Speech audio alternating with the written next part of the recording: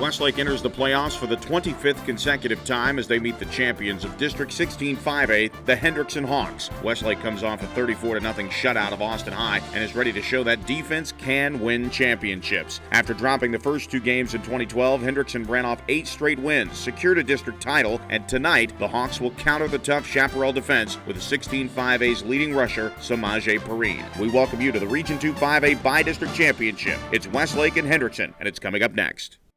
This winter, prepare to be amazed as Elisa's Dance Academy and the Westlake Symphonic Orchestra come together to perform a variety of holiday favorites. Join us December 6th, 7th, and 8th as the Westlake Technical Entertainment Crew and Lexus of Austin present the Nutcracker Spectacular. Tickets are on sale now. Get them online at whstec.com or by phone at 474-5664.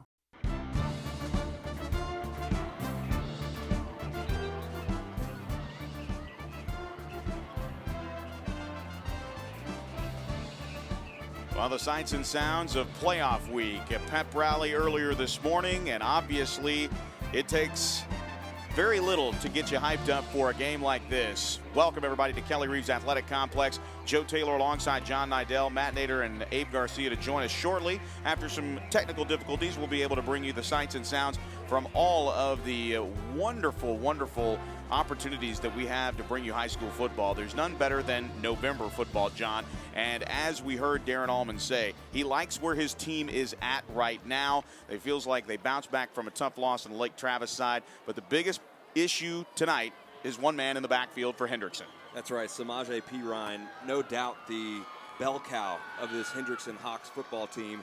1,790 yards on the season. That's 10 games, so he is an absolute beast in the backfield at 5'11", 215 pounds, just a junior, so colleges are going to be all over him next year come recruiting time, and certainly Westlake's defense going to have their hands full tonight. I talked to Coach Killian, the head coach of the Hendrickson Hawks, before the game, and he just stressed that, you know, despite Westlake's 6-4 record, this is going to be the best team that Hendrickson has faced all year.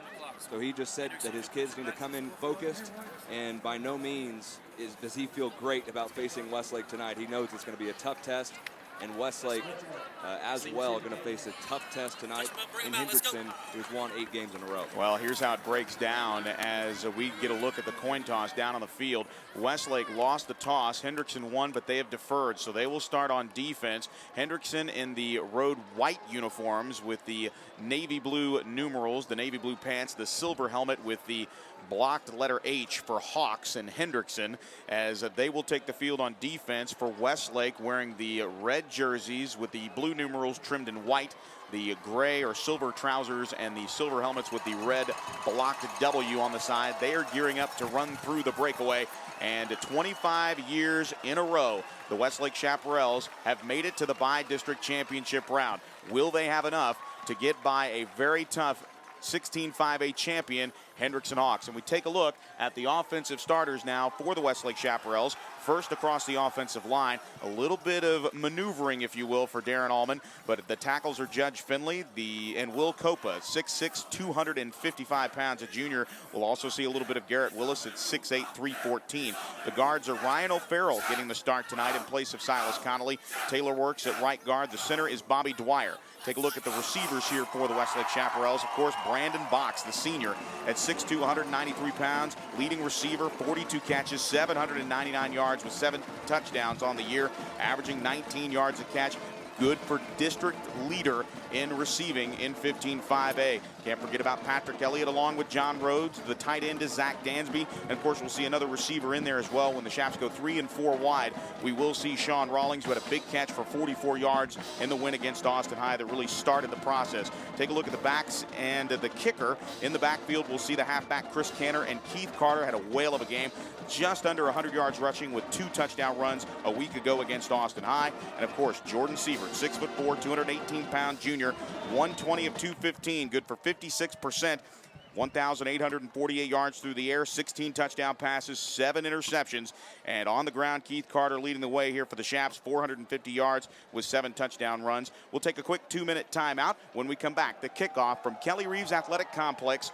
We're live in Round Rock as we gear you up for the Region 2 5A by-district championship game. We're back in 60 seconds. This is Westlake football. At age 40, attorney and Marine Corps reservist David Little was the picture of health until the left side of his body went completely numb. We were on the phone while he was driving home when he suddenly stopped talking. My dad had a stroke when he was driving me home. I'm just really glad he ended up at St. David's, South Austin. St. David's, South Austin saved my life. Do you know what to do in an emergency? Visit stdavids.com to learn more. This winter, prepare to be amazed as Elisa's Dance Academy and the Westlake Symphonic Orchestra come together to perform a variety of holiday favorites. Join us December 6th, 7th, and 8th as the Westlake Technical Entertainment Crew and Lexus of Austin present the Nutcracker Spectacular. Tickets are on sale now. Get them online at WHSTEC.com or by phone at 474-5664.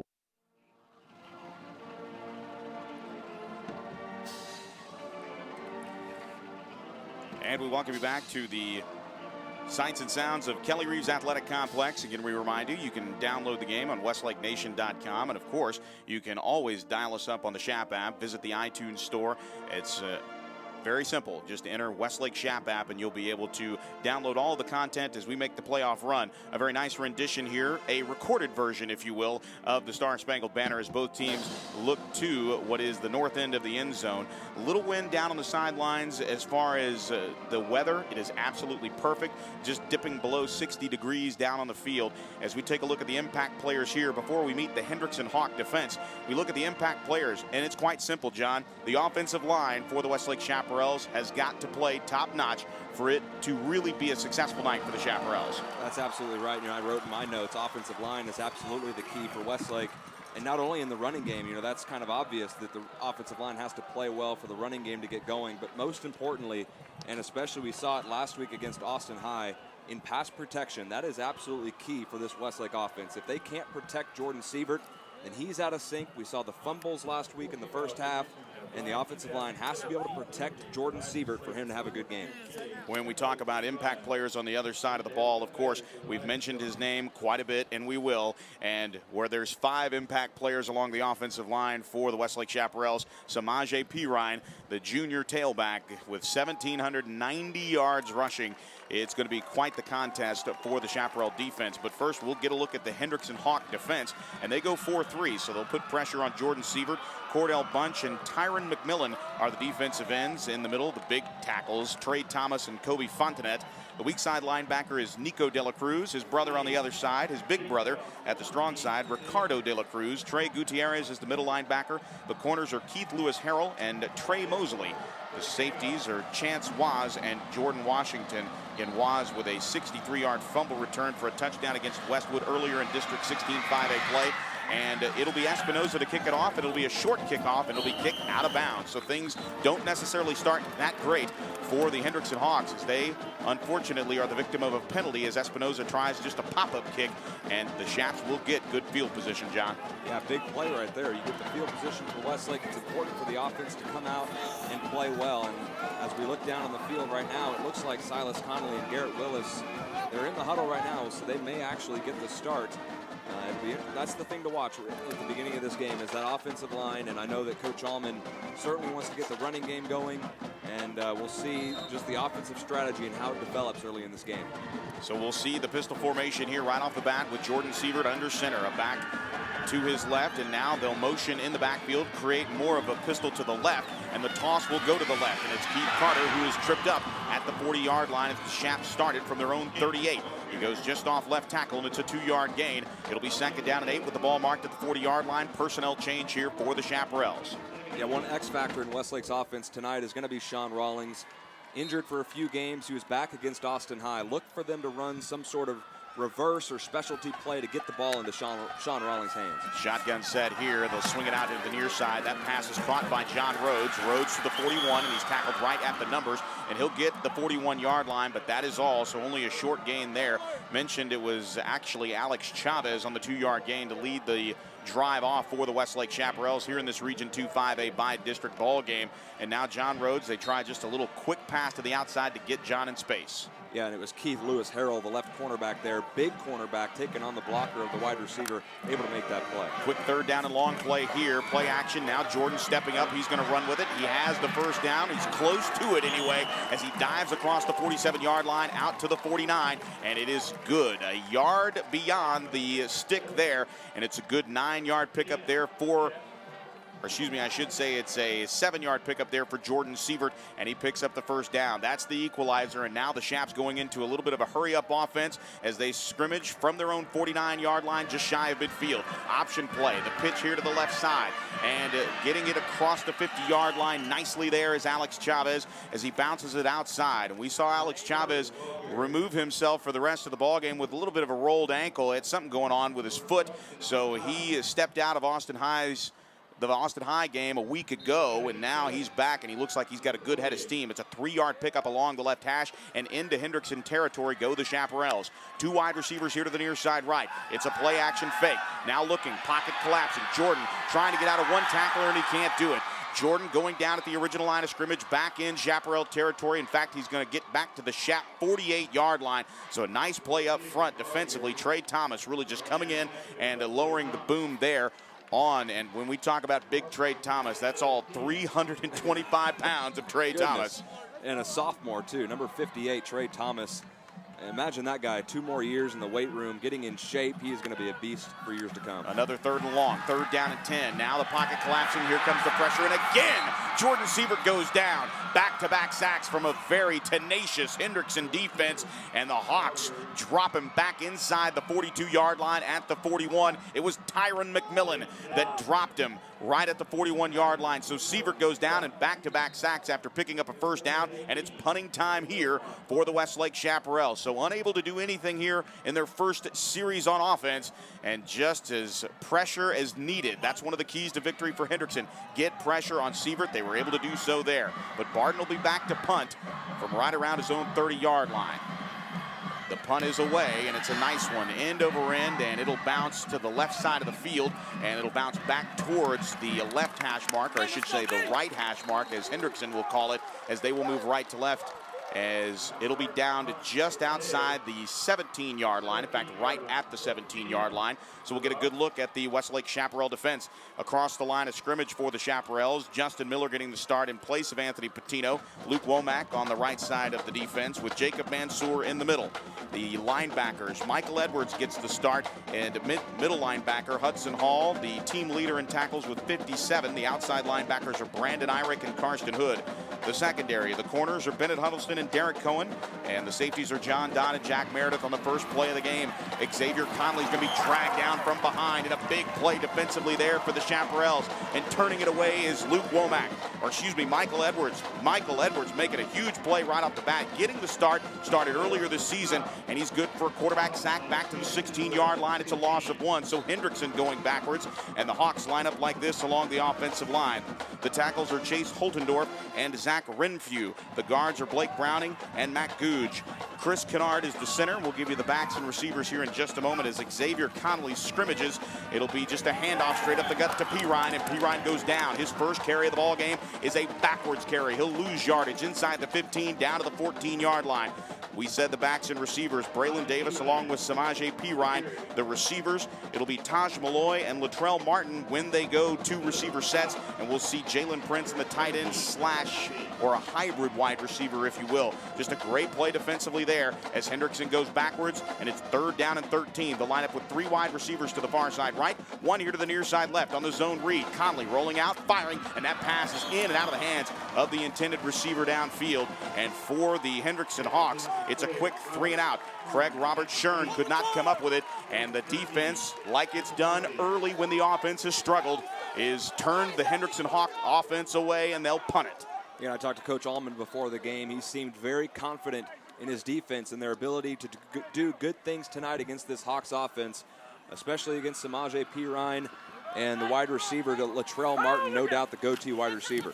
And it'll be a low line drive punt, and it'll be picked up nicely there at the Hawk 43-yard line, and just diving forward is Derek Cohen. It's like he was fielding a ground ball that had some heat on it. He got it in the in-between hop, fielded it nicely, and was looking to throw a run around at first, but instead he just dove forward. So it's a short field here, and we talked about that. So did Darren Allman. The equalizer is the kicking game, and right now it's a short field for the Westlake offense as they come back out for their second series. 2 wide receivers to the far side left, 1 here to the near side right, as the men in red will move left to right. With a back on either side, it's Rawlings as the quarterback. Quarterback keeper here on the zone read. He'll cross the 40 and get inside the 38-yard line down to the 7. It's a 3-yard pickup for Sean Rawlings, and it'll be 2nd down and 7 for the Shaps. And we see Will Copa come in the game at right tackle, but obviously trying to get that ground game established as Jordan Sievert comes into this game. We haven't seen any real breakout runs yet except for the 7-yard run earlier by Jordan Sievert as they come out now in 2nd and 7. 2nd and 7 with the back on either side. Sievert setting to go deep, has a man wide open, and it's overthrown.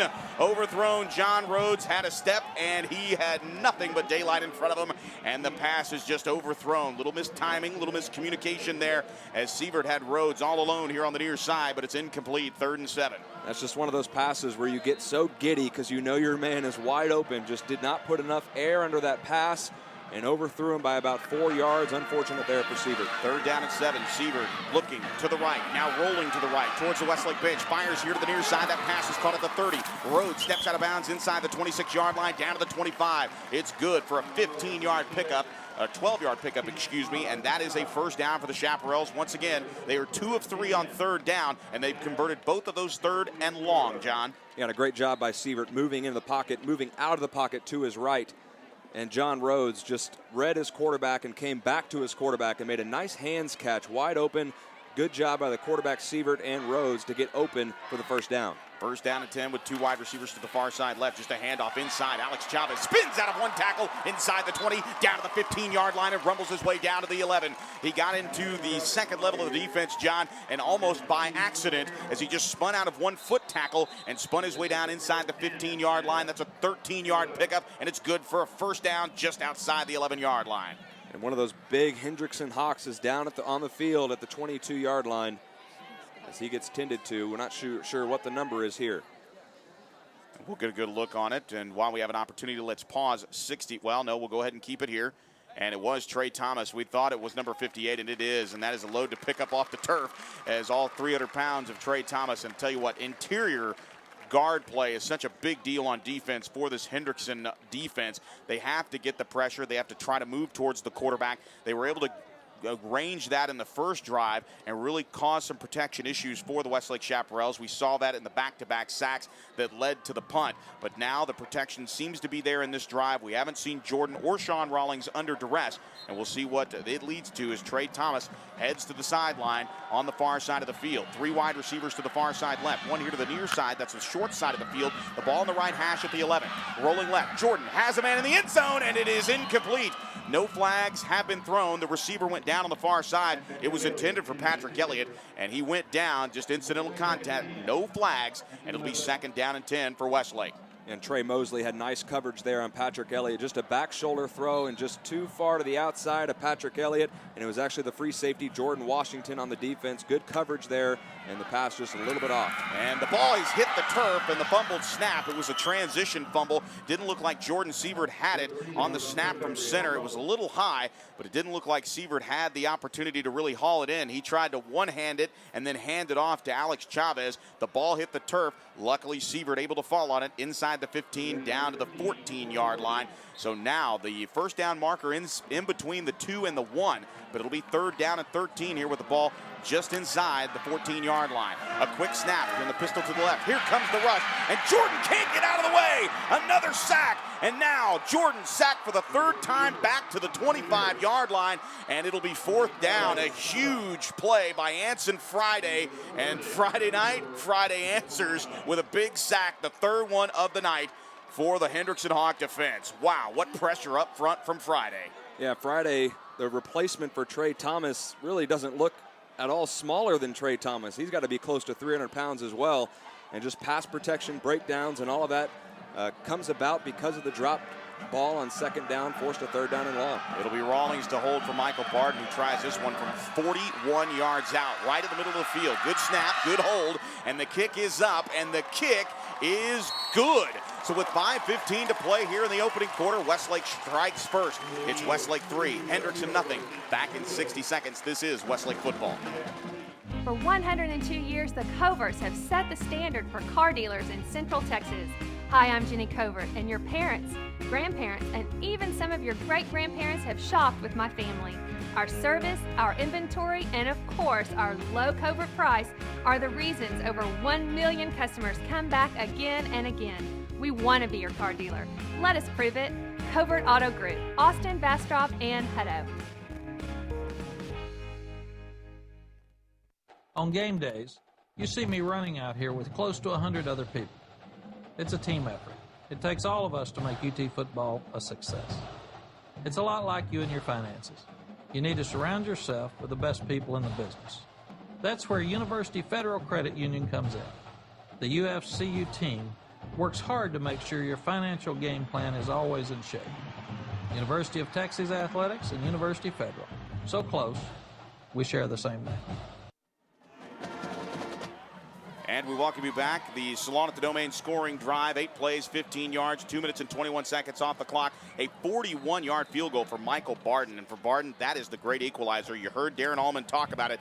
Not only is the punting game for the Hendrickson Hawks been in question, but despite the fact that sacks forced them out of touchdown range, the offense able to survive and put points on the board. 3-0 as Barden lines up the ensuing kickoff. A little mishit there, and it'll be fielded at the 10-yard line. A move at the 20 to midfield and brought down at the 23, well, run around the 28-yard line, if you will. And a nice return there for the Hawks as Trey Mosley, who has a 70-yard punt return for a touchdown. It happened in the Westwood game. And you can see just how athletic he is. Very shifty nature there for Mosley. And a surprise to see that Michael Barden actually let Mosley try to return it.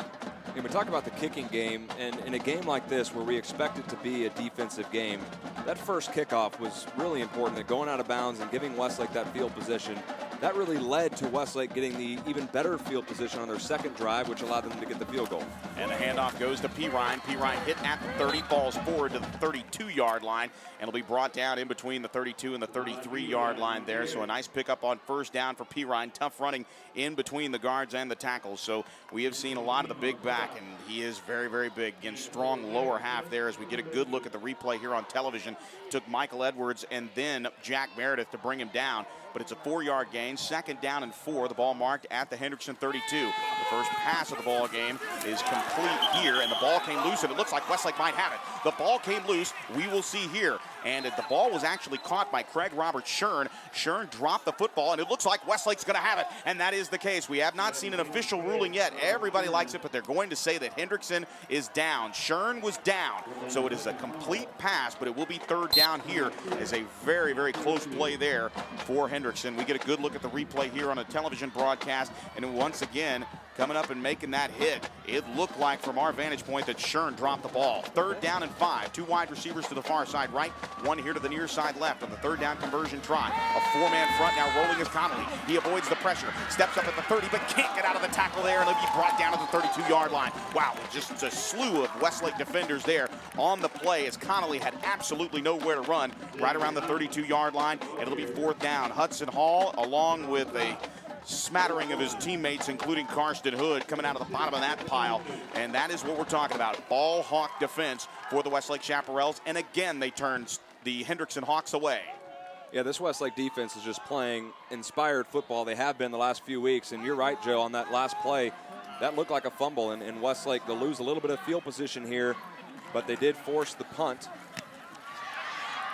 And it'll be Mosley to punt it. And Mosley delivered the punt the first time. This time the punt is caught on the far side, and this is caught inside the 35-yard line. And a nice effort made there by John Dodd as he's able to corral the football and avoid the traffic. And it will be 1st down and 10 for the Westlake Chaparrals with a 3-0 lead. 41-yard field goal here in the first quarter after certain doom here really for the Chaparral offense. Sack that forced them back to the 25-yard line and first they forced a 41 45-yard field goal try for Michael Barden. But Michael Barden drilled it through the uprights, and now Westlake with an opportunity here to try to get some momentum on the offensive side of the ball. Two wide receivers to the far side left, one here to the near side right, a back on either side. A little reverse here to the near side, and the toss comes to the near side, trying to turn the corner at the 30 and does. To the 35-40 and knocked it out of bounds just inside the 42-yard line as Sean Rawlings came around the end on the reverse, and a big play out to the 41-yard line. A lot of running for Sean Rawlings, just not a lot of yardage, but they're going to say it's a gain of 8, and the ball marked just inside the 43-yard line, and a good run and a good play selection there for Darren Allman.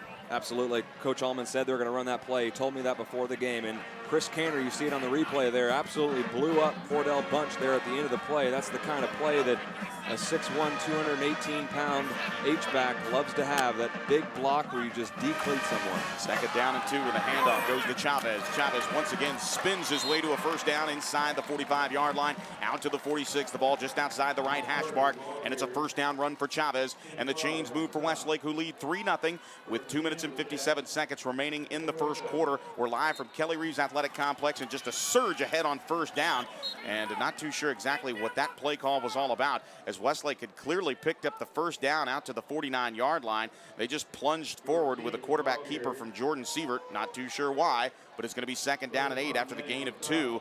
And that looked like you had a 3rd and inches play, and it was first down.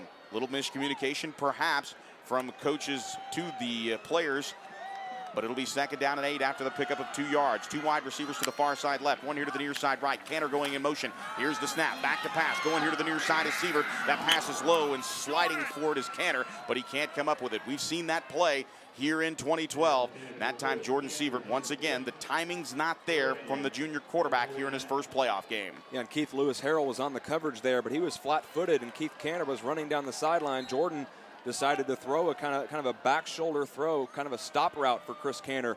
Had he decided to hold that ball just a split second longer, Canner would have run right by Lewis Harrell, who was not ready to move his feet, and could have been 6 points for the Chaparrals. It'll be third down and 8 here. 2 wide receivers to the far side left, one here to the near side right. Back to pass on third down. Looking, now pressure coming, and for the 4th time, Jordan Sievert goes down. The protection just not there, and a good play there by Tyron McMillan, along with Nico De La Cruz applying the pressure. De La Cruz with the tackle. He'll get credit for it, but a big play up front for the Hendrickson Hawks, as on third down, they'll force Westlake to punt again. 3-0 Westlake inside 2 minutes to play here in the first quarter from Kelly Reeves Athletic Complex in Round Rock.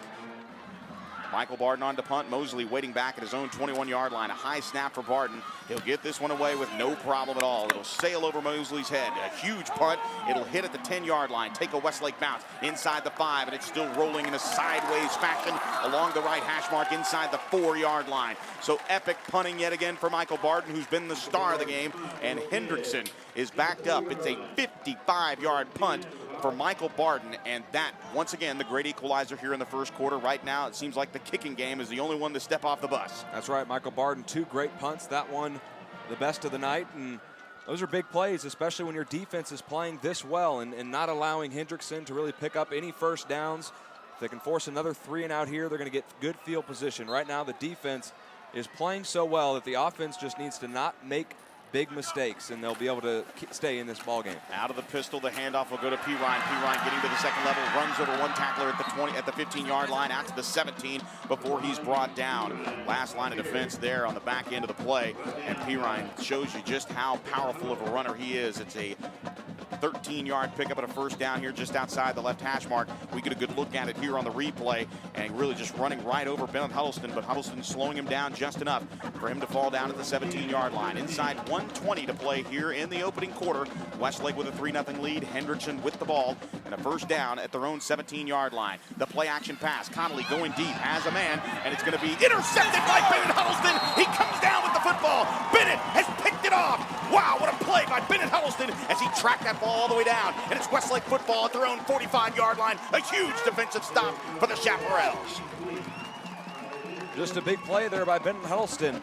Xavier Connolly kind of threw that ball up in the air, threw it up for grabs, and Bennett Huddleston looked like the wide receiver on that play, making a great play on the ball, gives the ball back to the offense at the 45-yard line. So great field position again for this Westlake offense. We'll see if they can take advantage here as they get it at their own 45, and a big opportunity for Westlake right here up 3-0. Two wide receivers to the far side left, one here to the near side right. At the gun with the back on either side. The handoff will just go straight up the middle along the right hash mark to Alex Chavez. Chavez churning out to the 48-yard line. Has tough running inside for Alex Chavez. Yeah, and it's good to see Chavez 100%. Talking to Coach Allman before the game, he said he is absolutely 100% coming into this game, and I think they're going to go with the hot hand out of him, between him and Keith Carter, and right now it is Alex Chavez. A back on either side with two wide receivers to the far side left. Here's the play. The handoff will go straight up the middle once again, and Alex Chavez just once again, it's not hard, out to the 50-yard line as he crosses into Hendrickson territory. The ball down to about the 47-yard line. They'll need the 45, so it'll be third down and a short two. One of the first third and short situations here for the Westlake Chaparrals as they try to keep the drive alive here. An interception by Bennett Huddleston. So far, the play of the game here for the Chaparral defense. Power eye look under center, just a toss sweep here to the near side. Trying to get to the second level is Chavez. He does. Chavez inside the 40, down to the 35-yard line, and he'll be down at the 34-yard line. And for the Hawks on defense, making the play is Trey Gutierrez. That's a 13-yard pickup for Alex Chavez, and a first down for Westlake as they lead 3-0 with 6 seconds to play in the first quarter. This will be the final play, but it looks like the clock will expire. So after 1 quarter of play here from Kelly Reeves Athletic Complex in Round Rock, it's Westlake 3, Hendrickson nothing. We'll be back in 60 seconds. This is Westlake football. At age 40, attorney and Marine Corps reservist David Little was the picture of health until the left side of his body went completely numb.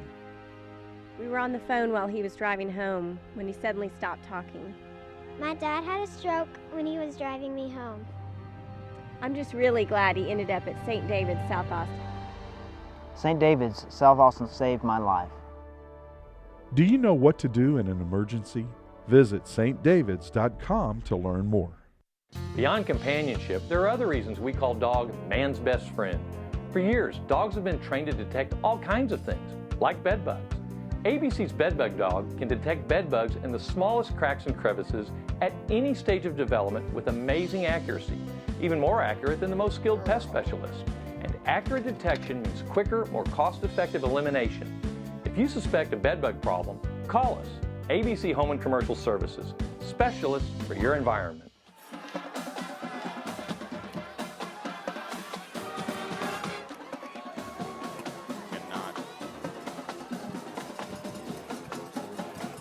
Welcome you back to Kelly Reeves Athletic Complex as we welcome you to not only our live radio coverage, but also our live internet coverage on westlakenation.com. Of course, you can download the Shap app as well and listen to it live. Joe Taylor alongside John Nidell down the sidelines. Matt Nader and Abe Garcia will get some technical issues out of the way here after this first play of the second quarter as the Shaps will move from right to left. On first down and 10, the ball just inside the 35-yard line at the 34. And this time Jordan will keep it on the zone read. A flag goes down, and this will be the first flag of the ball game. So we'll have to see what this is all about. I've got it's nothing. In the area where there might have been a hold along the offensive line. And a referee picking up the flag, and they're waving it off. So there will not be a flag on the play, and the ball will be placed right at the line of scrimmage, so no gain on the play. It'll be second down and 10. We're going to go ahead and involve our sideline reporters here from now on. We're having some technical difficulties just connecting with our radio partners, but we will involve those. Unfortunately, you in Radio Land will not be able to hear them, but you can hear them on the replay broadcast on YNN Sports Cable Channel 1509 on Sunday morning at 9 a.m., but not before just a simple handoff right up the gut to Alex Chavez, and Chavez inside the 31-yard line down to the 29 as he picks up 5 yards there. And it'll be third and short here for Westlake on the right hash mark just inside the 29-yard line. And it'll be another third down play. Third down and 5 here for the Chaparrals. And we'll get to the sidelines here in just a moment. A back on either side of Jordan Siebert on a big third down play here early in the second quarter. Now the pocket collapsing. Jordan looking, has a man, and that pass is batted up in the air and incomplete. No flag on the play. Good coverage on the far side as it was intended for John Rhodes. But defensively, Keith Lewis Harrell, we've called his name quite a bit, John, and early on he has really blanketed this Westlake receiving corps. Yeah, he's just a big cornerback and very long, and he's able to reach around John Rhodes there. A little bit of contact, but really a clean play there by Lewis Harrell, and a good play. But expect Westlake here at the 29-yard line. They should go for it here on 4th and 5, and it looks like the offense is on the field. It will be 4th and 5, and Westlake will take a timeout. We will take it as well. Back in 60 seconds. This is Westlake football. This winter, Prepare to be amazed as Elisa's Dance Academy and the Westlake Symphonic Orchestra come together to perform a variety of holiday favorites. Join us December 6th, 7th, and 8th as the Westlake Technical Entertainment Crew and Lexus of Austin present the Nutcracker Spectacular. Tickets are on sale now. Get them online at WHSTEC.com or by phone at 474-5664.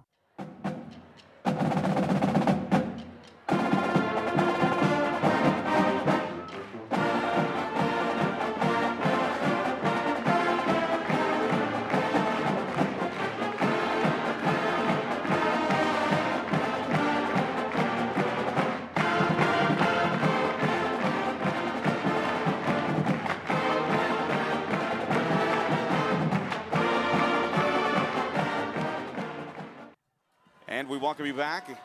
It'll be a fourth down play out of the timeout. Westlake with 2 more remaining here. They'll line up with 2 wide receivers here to the near side left and 1 to the far side right. Back on either side of Jordan Seaver on 4th and 5. He rolls the pocket here to the near side. Fires over the middle. Net pass is caught for a first down inside the 16-yard line. Actually, they're going to call him down at the 17 in a huge pickup by the senior Brandon Box as he elevated himself there and made the grab. What a catch by Brandon Box. Yeah, he's just a big-time playmaker right there. 41 catches coming into the game. The leading receiver, I mean, that's just a heck of a catch there by the senior wide receiver, leading the team with 786 yards and 7 touchdowns. A back on either side, the zone read play this time. Chavez is going to get it straight up the gut, inside the 5, inside the 4, and rumbling into the end zone is Alex Chavez. Get hype, Chavez. Touchdown, Texas. I tell you what, touchdown Texas, touchdown Westlake. No matter what, it was the size of Texas there as Westlake's Alex Chavez finally saw a hole. And I'm telling you what, John, we have seen the left side of this offensive line open up some holes here early on. But I tell you what, that hole was absolutely huge on the left side. And Alex Chavez rumbling it in. Just a fantastic piece of blocking up front. And Alex Chavez had absolutely no one in front of him as he rumbles into the end zone for the score. But it will be a timeout's been called on the field. We'll go ahead and keep it here. But John, we get a good look at the replay here on the television broadcast, but just an absolute gut-busting hole there by the offensive line, and Alex Chavez taking advantage of it with the score. That's just great execution by the offense. Like you said, great job by the offensive line, and Alex Chavez is playing inspired football tonight, really running hard, and no doubt the feature back tonight. You know, Keith Carter, we haven't seen him much. I'm sure we will as we go into this game, but Alex Chavez just running hard, and you like to reward the guy that's playing so well. And Alex Chavez gets a great touchdown right there, great moment. First touchdown of the 2012 playoffs for the Westlake Chaparrals. It was a 17-yard touchdown run for Alex Chavez, and for the junior tailback, it's one of those that he'll remember for a while. Again, that's the 4th touchdown run. He gets 17 yards. He has been the featured back as number 28, and really when you talk about just one of those opportunities for the offensive line to really play well was inside the 20-yard line after the 4th down play. You have to remember, just an epic catch there by Brandon Box just to keep the drive alive inside the red zone down to the 17, and Alex Chavez and the offensive line taking it the rest of the way. Just a brilliant play for the Westlake Chaparrals. The snap is down for the extra point. The kick is up, and it's good with 10:49 to play here in the second quarter. It's Westlake 10, Hendrickson nothing. This is Westlake football. For 102 years, the Coverts have set the standard for car dealers in Central Texas. Hi, I'm Jenny Covert, and your parents, grandparents, and even some of your great-grandparents have shopped with my family. Our service, our inventory, and of course, our low Covert price are the reasons over 1 million customers come back again and again. We want to be your car dealer. Let us prove it. Covert Auto Group, Austin, Bastrop, and Hutto. The Steam Team, your #1 choice for cleaning residential and commercial carpet, tile, and wood flooring, upholstery, air ducts, and more, including 24-hour emergency water and fire damage restoration. The Steam Team is an Austin original, locally owned and operated since 1983. All employees are trained and certified by the Institute of Inspection, Cleaning, and Restoration. We guarantee our services and will do whatever it takes to please our customers. Call 451-TEAM or online at thesteamteam.com. And we welcome you back out of the timeout. An 8-play, 55-yard drive. Took 2 minutes and 19 seconds off the clock. And, of course, a touchdown run by number 28, Alex Chavez from 17 yards out. And the Chaparrals extend their lead with the 17-yard touchdown run. It's Westlake 10, Hendrickson nothing. Michael Barden on for the ensuing kickoff here. No real wind down on the sidelines.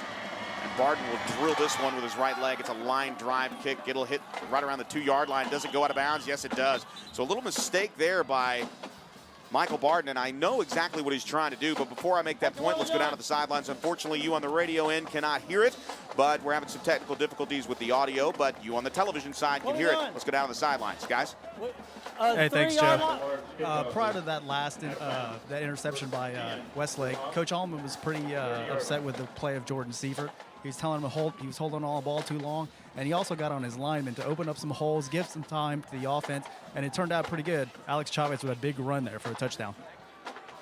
You would not believe how we hope that carried over to our radio audience, but we'll explain all of the sights and sounds that are going on inside our press box here, but we are bringing it to you live nonetheless. Kelly Reeves Athletic Complex, the home for Region 2 5A by-district championship here with the lead 10-0. A 17-yard touchdown run by Alex Chavez in the second quarter and a 41-yard field goal. The difference in the ball game here with Westlake, a 10-0 lead over Hendrickson, and the Hendrickson Hawk offense yet to take flight here. Two wide receivers to the far side left, one here to the near side right as the men in white and navy move left to right.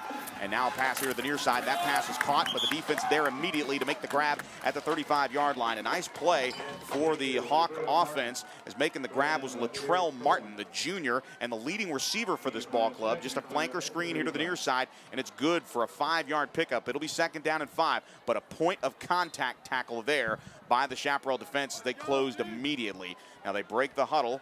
Connolly bringing his troops in the shotgun. Griggs going in motion here to the near side. The handoff will be to Samaje Pirine, and Pirine across the 40 out to the 41-yard line, out to the 42 here just inside the right numbers in front of the Westlake bench, and it's good for a 1st down. A pickup of 7 yards on the play for Pirine, and just tough mutter type running here for the junior tailback. That's right, and talking to Coach Allman before the game, he said he was actually worried about Xavier Connolly, the quarterback, and running the football as they kind of go with a hurry-up offense here.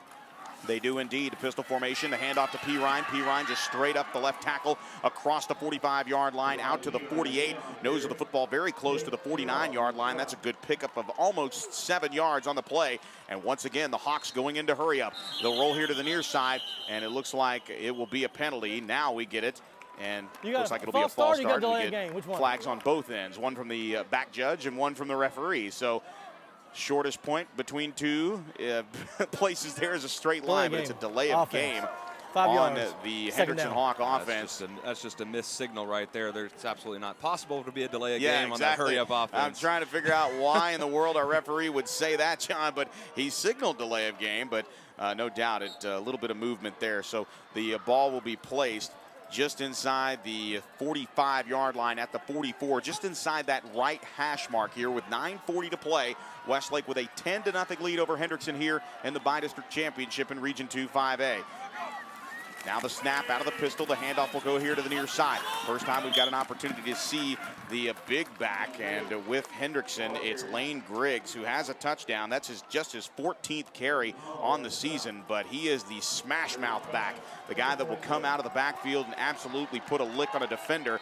He's able to move the ball back to right around the original line of scrimmage. Maybe pushes forward to 1. A direct snap to Pirine on 3rd and 5. Pirine going left along the left hash mark. He busts his way into Chaparral territory out to the 46-yard line, and it's good for a 1st down. So the Wildcat offense there, or the Wild Hawk offense, and a direct snap to Pirine for a 1st down. Yeah, and actually on that play, Lane Griggs was on the outside of the offensive line, just kind of split out a little bit outside of the tight end position. He was the center on that play and just kind of did a side snap to Pirine. And the handoff will go to Pirine. Now Pirine into the second level, leaps over a tackler. Pirine into the secondary, to the 20, inside the 15, to the 10, to the 5. He'll be dragged down at the 2-yard line, but flags come in at the end of the play, and this is most likely is going to be against Westlake, but a huge gain inside the 5-yard line, down to the 2. Penalties to come, but a 44-yard pickup for Samaje Pirine. The big explosive play, and it's the first one of the night as Samaje leaps over tacklers,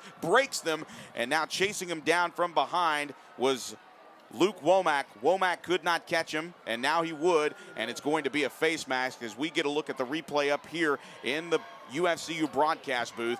And no doubt it will be a face mask, half the distance to the goal. Well, from the 2 to the 1, it'll be 1st and goal Hendrickson. They're knocking at the door. 2 wide receivers here to the near side. Now Griggs going in motion, and the handoff will go to Pirine, trying to finish up the drive. He's stuck at the 1, stuck at the 2, and the ball comes loose. The ball comes loose, but he's down.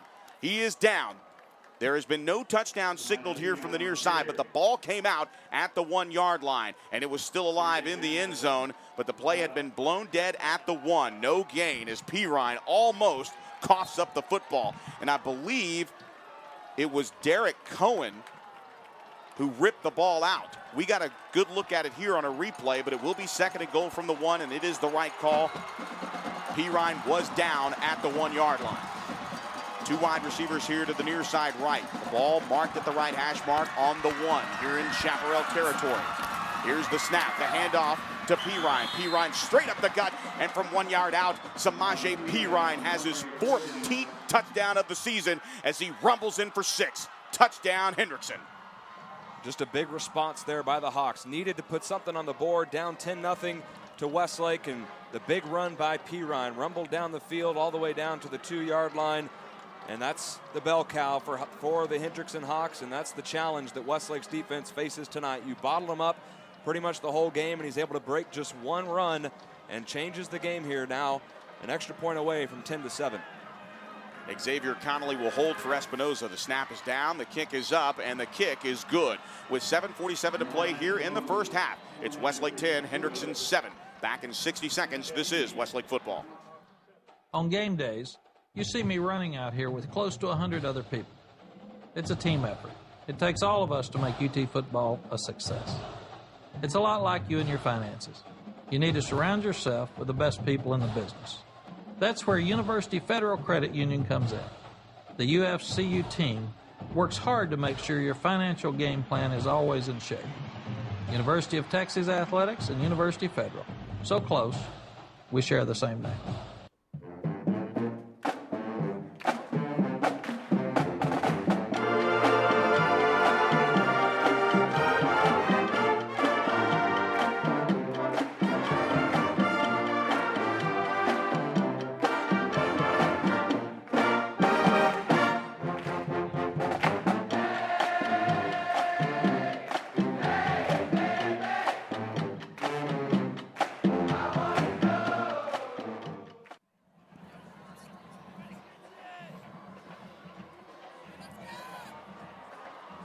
Why?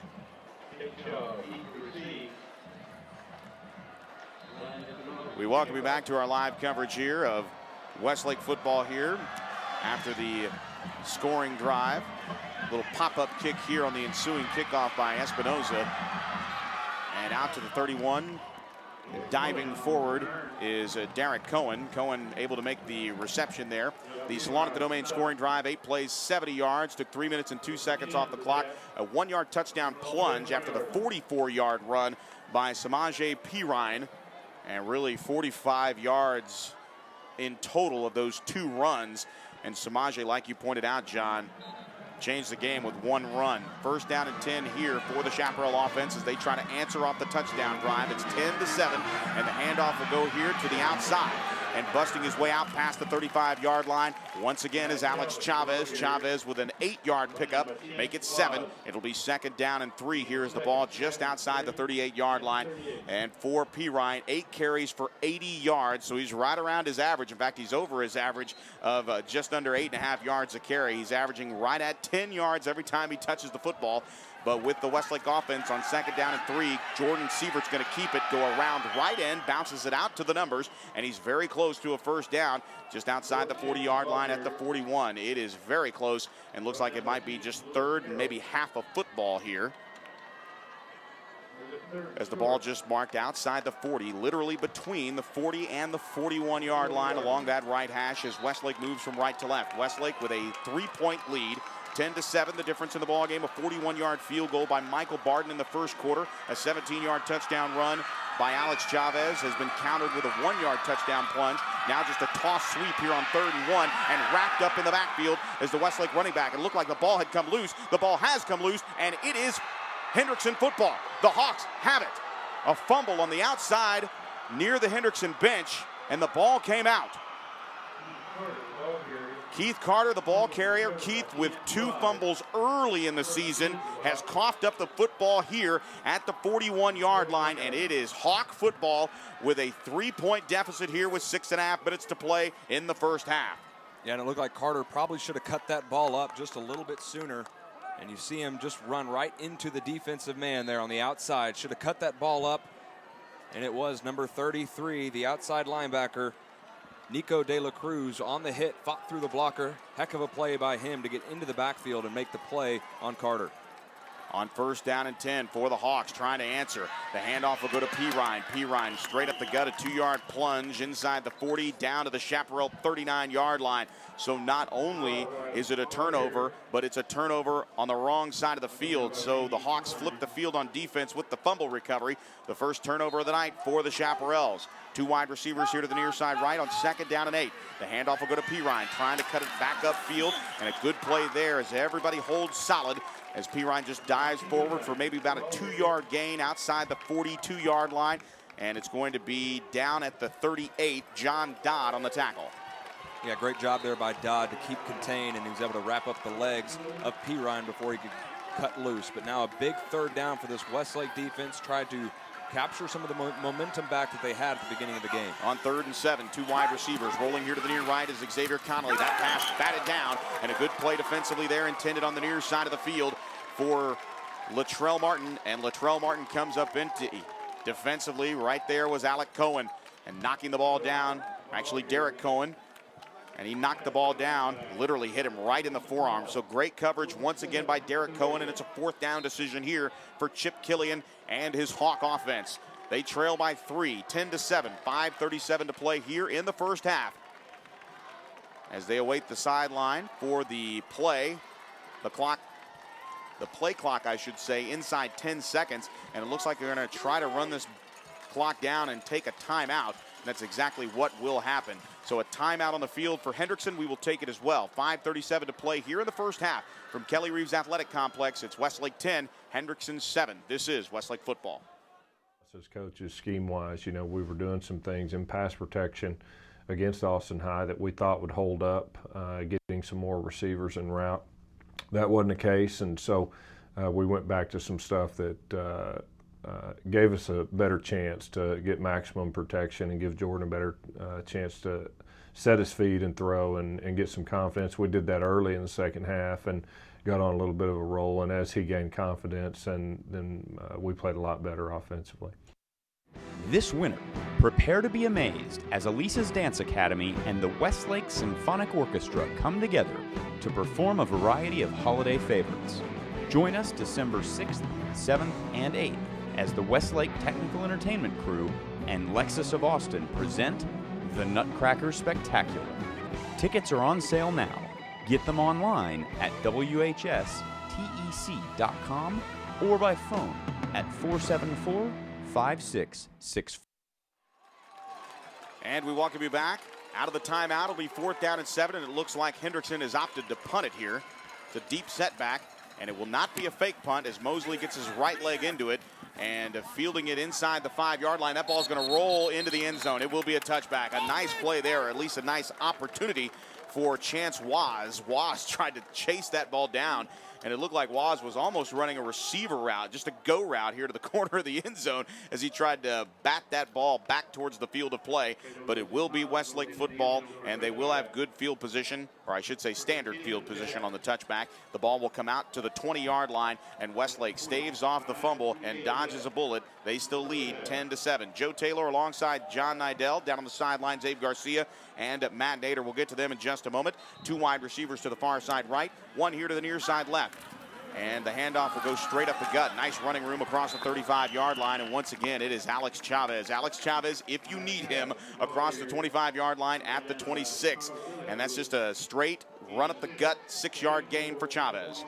Yeah, two drives in a row now. They started with a 7-yard gain and a 6-yard gain. Let's see if they can get the first down, but great job by the offensive line there on first down. Pistol here to the near side. That pass to the sideline low. Bottled up at the 25-yard line, but lunging forward to the 27 is Brandon Box. So it's a pickup of about 1 yard on the play. A lot of running there for Brandon Box, but a short gain. We go down to the sidelines here in just a moment for Abe Garcia, who is watching things closely there from the near sideline. It'll be 3rd down and 3. We'll go to Abe after this.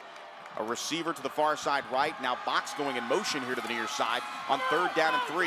The handoff will go to the near side, stepping up and following a block downfield outside the 32-yard line to the 34, and then knocked out of bounds is Alex Chavez, who is turning in a whale of a first half as he picks up the first down. Let's go down to the sidelines and Abe Garcia. And Joe, we talked about in the pre-production meeting about whether Alex Chavez was going to play tonight, and you know what? He has no indication of that he was injured and taken out of the game against Austin High. He's running tough tonight.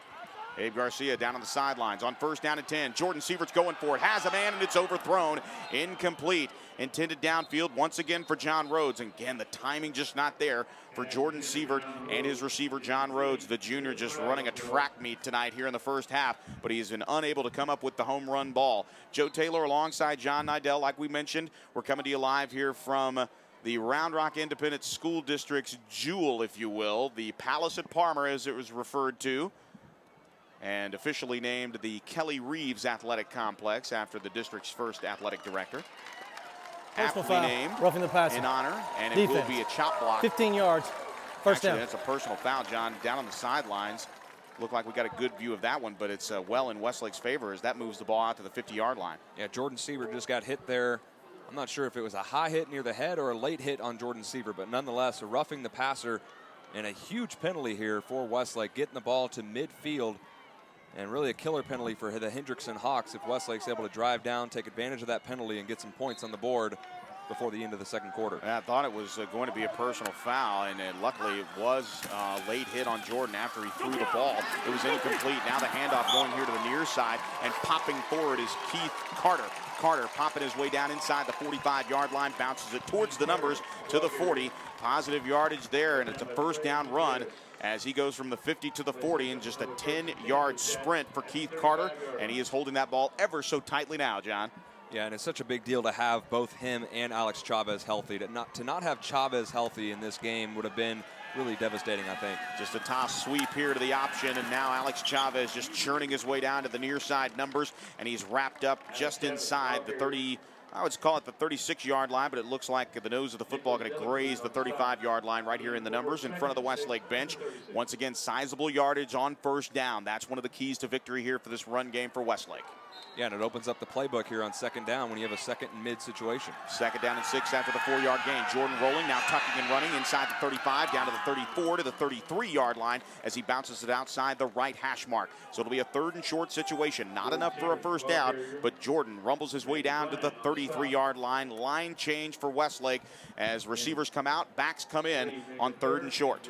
In this drive, they've really substituted every play, bringing Keith Carter in the game and then Alex Chavez the next play. Now Chavez back in the game. So rotating those backs, keeping Chavez and Carter fresh for the second half. Power eye look, and now flags fly, and it's a false start on Westlake. Wow, what a huge drive killer there as momentum was seized with a 10-7 lead. Start, Rob. But once again, mistakes happen. We saw the fumble happen early in the quarter, and now the false start penalty on Westlake will back them up 5. So 3rd and 3 becomes 3rd down and 8 as the ball will rest just inside the 39-yard line at the 38. John Rhodes and Patrick Elliott will check into the ball game as now we go from a running down to a throwing down. Yeah, Coach Altman told me before the game this defensive line of Hendrickson really likes to pin their ears back on passing downs as Westlake, I don't know why a flag was thrown. Jordan Sievert turned around to call a timeout.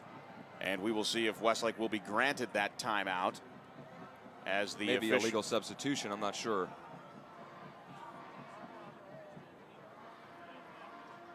Before the timeout. And it is, in fact, illegal substitution on Westlake. So now the worst of that situation has been realized. So it's another penalty that'll back up Westlake even further in Hendrickson territory as the ball will come out to about the 43-yard line. And now we'll see another smattering of line changes here for Westlake as far as substitution. Chris Cantor in the ballgame now. 2 wide receivers here to the near side left, 1 to the far side right. A back on either side, and in the gun is Jordan Sievert. Backing up to pass on 3rd down and 13. Jordan fires downfield. That pass is caught for a first down. Wow, what a throw on the far sideline, and an even better catch by John Rhodes. And John Rhodes is going to get 15 more on the hit out of bounds.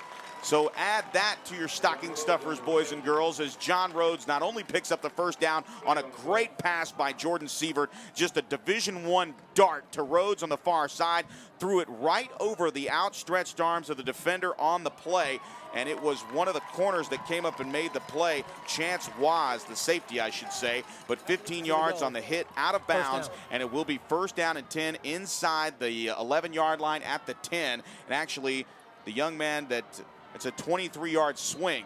A 23-yard swing on that play alone. The first down, and the ball goes in the red zone, so a big break for Westlake going to the end zone immediately, and that pass is ricocheted off the pads of John Rhodes, who knew that he might have a touchdown there. Defending on the far side was Trey Mosley. And John Rhodes really trying to take advantage of that on 2nd down and goal from the 10-yard line as he went straight to the end zone, but it's incomplete.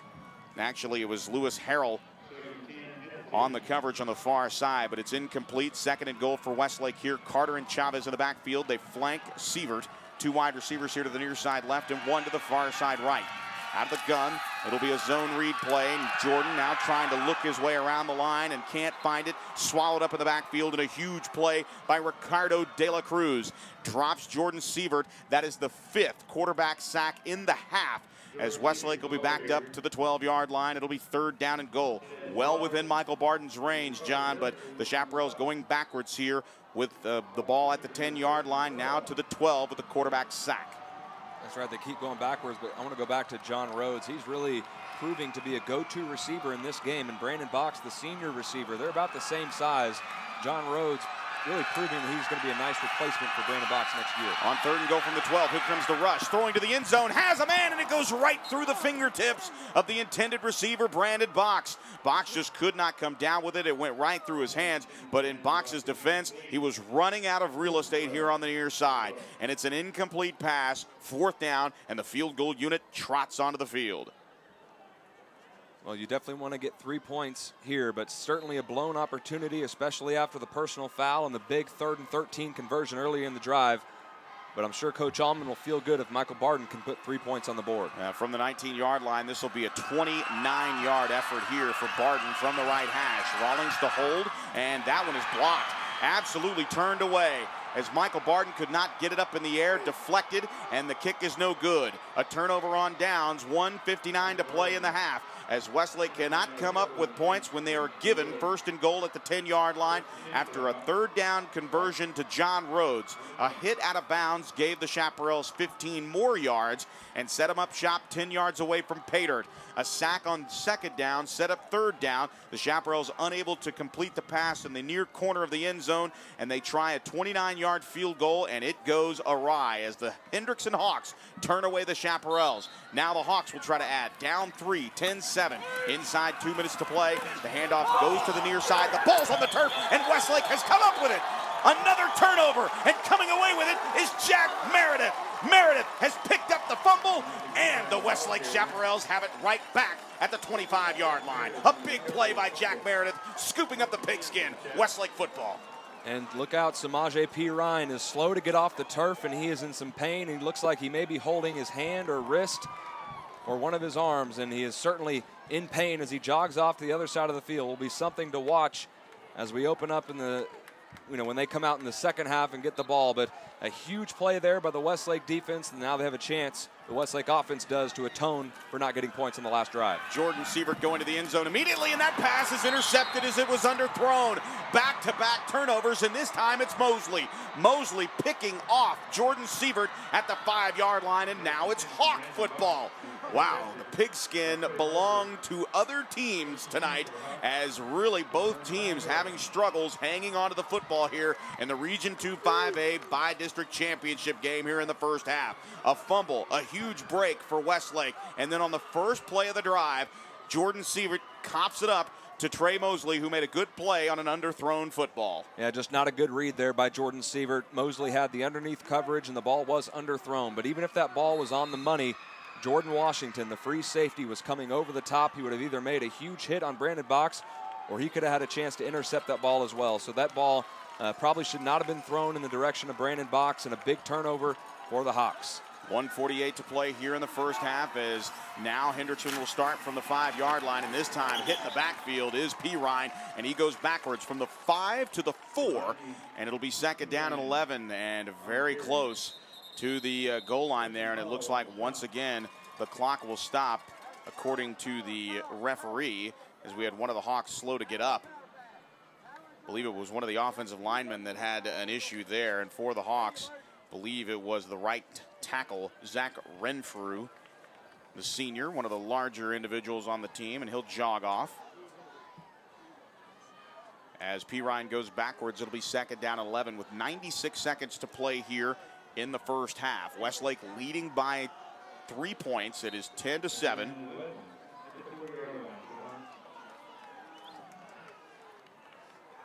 I'm not too sure there why that injury under 2 minutes would not cost Hendrickson a timeout. They have 2 timeouts, and the clock is moving, so Hendrickson wasting time. They probably just want to take this to the locker room. In a pistol formation as they hand off to P. Ryan in the backfield. Now he works his way to the left hash mark out to the 5, and he's down at the 6-yard line. So now Westlake with 1 timeout remaining. You'd think maybe perhaps after this third down play, Westlake could call their final timeout if they're able to come up with a good play here on defense and stop Hendrickson from reaching the first down marker, which is just outside the 15-yard line at the 16. On third down and 9, inside 50 seconds to play here in the first half. Hendrickson's going to let this one move down inside 10 seconds, and they're going to call their second timeout of the half. Not too sure why they're letting daylight burn here, but they're going to let it go down to 1 and call a timeout to make sure that Westlake does not get the ball back. We will take it as well. 32 seconds remaining in the half. Westlake 10, Hendrickson 7. This is Westlake football. At age 40, attorney and Marine Corps reservist David Little was the picture of health until the left side of his body went completely numb. We were on the phone while he was driving home when he suddenly stopped talking. My dad had a stroke when he was driving me home. I'm just really glad he ended up at St. David's, South Austin. St. David's, South Austin saved my life. Do you know what to do in an emergency? Visit stdavids.com to learn more. This winter, prepare to be amazed as Elisa's Dance Academy and the Westlake Symphonic Orchestra come together to perform a variety of holiday favorites. Join us December 6th, 7th, and 8th as the Westlake Technical Entertainment Crew and Lexus of Austin present the Nutcracker Spectacular. Tickets are on sale now. Get them online at WHSTEC.com or by phone at 474-5664. And the third down play here coming. As going in motion is Griggs. It'll be just a handoff to P. Ryan. P. Ryan across the 5 out to the 10-yard line. Breaks into the open field to the 25-30. He'll be bouncing off one tackler at the 30, then cutting it back to the 35-yard line inside the numbers. And it looks like that most likely will be the final play. But a huge gain outside of the 35-yard line to the 37. Just a wicked run, power all the way by Samaje P. Ryan, a 31-yard pickup for number 32. And they'll try to get a playoff here with under 20 seconds. They'll load things up here, go 5 wide, 3 wide receivers here to the near side right. Now the coverage breaking down. Now Connolly rolling here to the near side. He'll stop and throw the ball downfield, and that pass is juggled, and is it caught? No, it is not. It's incomplete with 6 seconds remaining here. He had 2 receivers downfield. Jalen Prince, he actually had the opportunity to make the grab and could not come up with the football as he dropped it at the 25-yard line. It would have been close enough for at least maybe a field goal try, but a long throw by Xavier Connolly as he made the throw on the run to the near side, and a good arm shown by Connolly, but it comes up empty, and it will be second down and 10 for the Hendrickson Hawks with 6 seconds remaining in the half. 5 yards. Yeah, ineligible player down the field anyway, so even if Prince was able to make that catch, which certainly he should have, it was a nice play there by Connolly to get that ball right on his numbers. Play would not have counted. Ineligible receiver. So expect Hendrickson here to hand the ball off to Samaje Pirine, and they'll take it to the locker room. 2 wide receivers to the far side right as Griggs goes in motion as the line. Going to be stopped right at the line of scrimmage. Then he'll fall forward to the 40-yard line. So he does pick up 2 yards, and that will do it for the half. And Samaje Pirine, the player of the half for Hendrickson. He's the reason the Hawks are on the board, as Westlake will take a 10-7 lead going into the half, as we get a good look at Samaje Pirine and all that he can bring to the table, and really just that 44-yard run in the second quarter, in which Samaje Pirine would be stopped inside the 5. He would get in 2 plays later on the 1-yard line, and we go down to the sidelines. Matt Nader is with Coach Allman. Coach, you've done a great job successfully neutralizing Samaje Pirine and really this offense with the exception of 1 play. What are your thoughts going into the half and then coming back out? What do we need to do to be successful tonight? Yeah, we got to win the second half. Third quarter first, and then the fourth quarter. And, that's the story for us against good teams like this. And we're going to find out tonight if we've grown up to that point where we can finish football games. And, defensively, playing good, that was not good offensively for us. We're out of sync for some reason. That we got to go get it figured out. What's going on? There's some timing issues or something. We're missing some people downfield. We're not real good in protection right now for some reason, and we feel good about our plan. I think we've just got to go execute it better, and we got to talk about how we can protect Jordan a little bit better and give him some confidence. We're going to be okay. We've got to take advantage of field position. We get inside the red zone, we're not getting points inside the red zone. We've got to do that, or we're not going to win the game. All right, Coach. We'll see you after the game victorious. Thank you very much. That is Matt Nader down on the field with Darren Allman, and obviously a very positive Matt Nader, a very positive Darren Allman. But the big thing is this. It's win the second half, and oddly enough, the offense sputtered last week against Austin High. They were able to figure things out in the halftime locker room. Definitely going to be alive, as you could tell. A lot of intensity behind the head coach, Darren Allman. That's right, and the big key really for the second half is just corral Samaje Pirine. Don't allow any breakaway runs. You can allow him to get 15 yards. Don't allow him to get 45 yards like he got there in the first half on that 1 run. And then obviously the offense needs to convert on opportunities when they have them. Twice now they've been deep in Hendrickson territory. We're not able to get any points. Cut down on those turnovers, convert the opportunities you have, and you'll be okay in the second half. We'll pause here for 3 minutes. It'll be a 3-minute timeout as we move to the Mini of Austin halftime show. Again, your halftime score from Kelly Reeves Athletic Complex in Round Rock.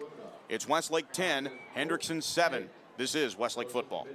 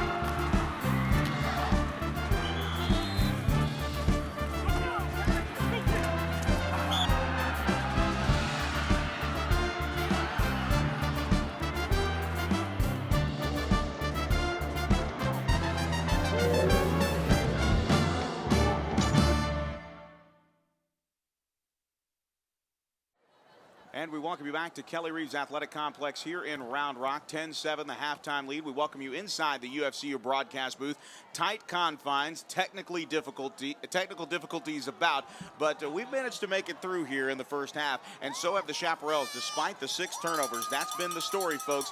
6 turnovers in the ball game, 3 for both sides, 2 fumbles for Westlake, an interception also thrown by Jordan Sievert, 1 interception thrown by the Hendrickson quarterback, Xavier Conley, and of course the 2 cough-ups by Hendrickson as well. So it has been a game riddled with early mistakes, but you heard Coach Allman say it. It's all about who wins the second half.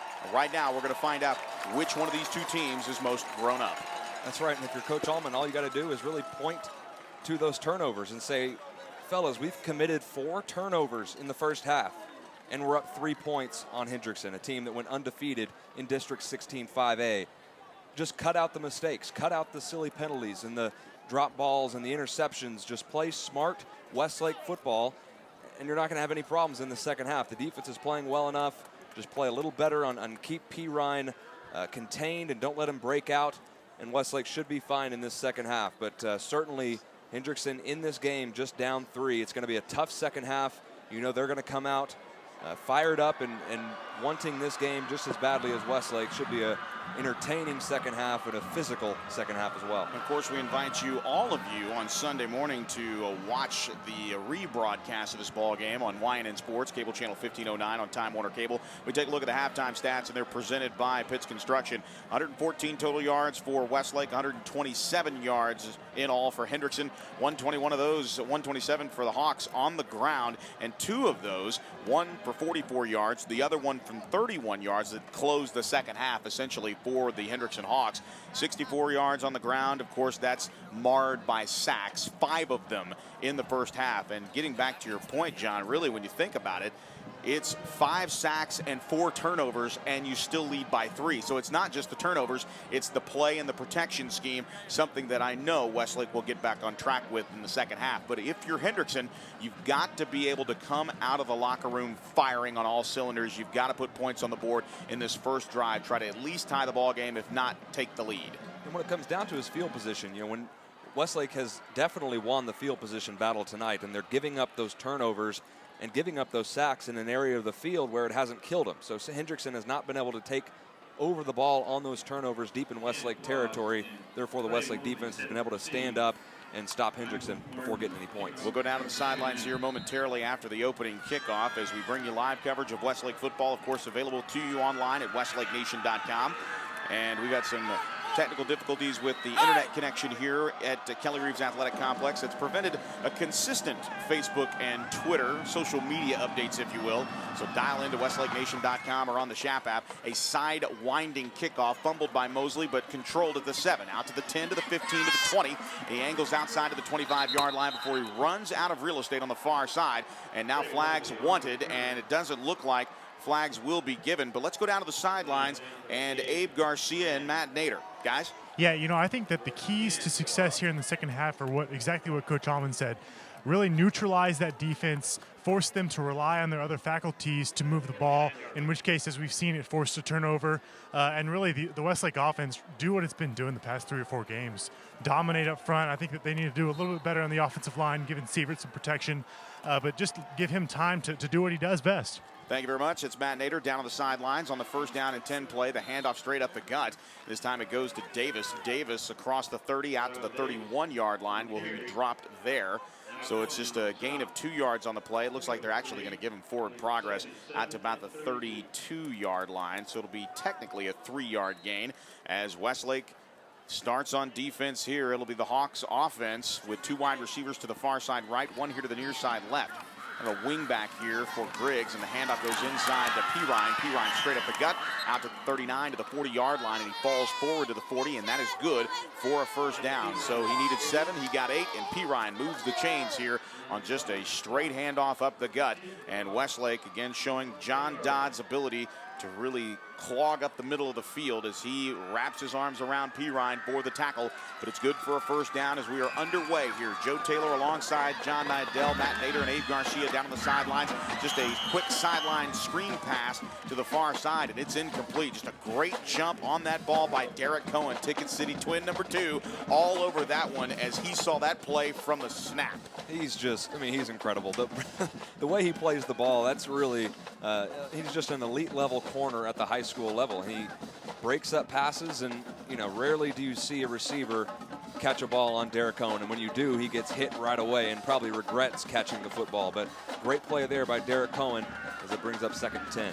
2nd and 10 as we are a minute in here. A pump fake, and now Conley throwing it up for grabs. And this one is going to come down and back down, and it's incomplete. A leaping opportunity there for John Dodd, Jack Meredith, and Dodd knows that he had an opportunity for a tip drill there, but it falls incomplete. And a good job there, but it's intended for Latrell Martin. And you can see just the pump fake. We don't get a good look at the replay here, but just a pump fake got everybody knowing that the pass was going up into the air from Conley, and just a high arcing pass to the far sideline, and it just came down, but almost came down in the arms of a Westlake defender. But it's incomplete, and a big third down play here from the Hendrickson 40-yard line along their right hash. They move right to left here in the third quarter. No wind to speak of, but definitely chilly, as someone definitely opened up a window here, but it looks like Hendrickson's going to take a quick timeout. We'll take it as well. 10:57 left in the third quarter. Westlake with a 10-7 lead. We're back in 60 seconds. This is Westlake football. For 102 years, the Covers have set the standard for car dealers in Central Texas. Hi, I'm Jenny Covert, and your parents, grandparents, and even some of your great-grandparents have shopped with my family. Our service, our inventory, and of course, our low Covert price are the reasons over 1 million customers come back again and again. We want to be your car dealer. Let us prove it.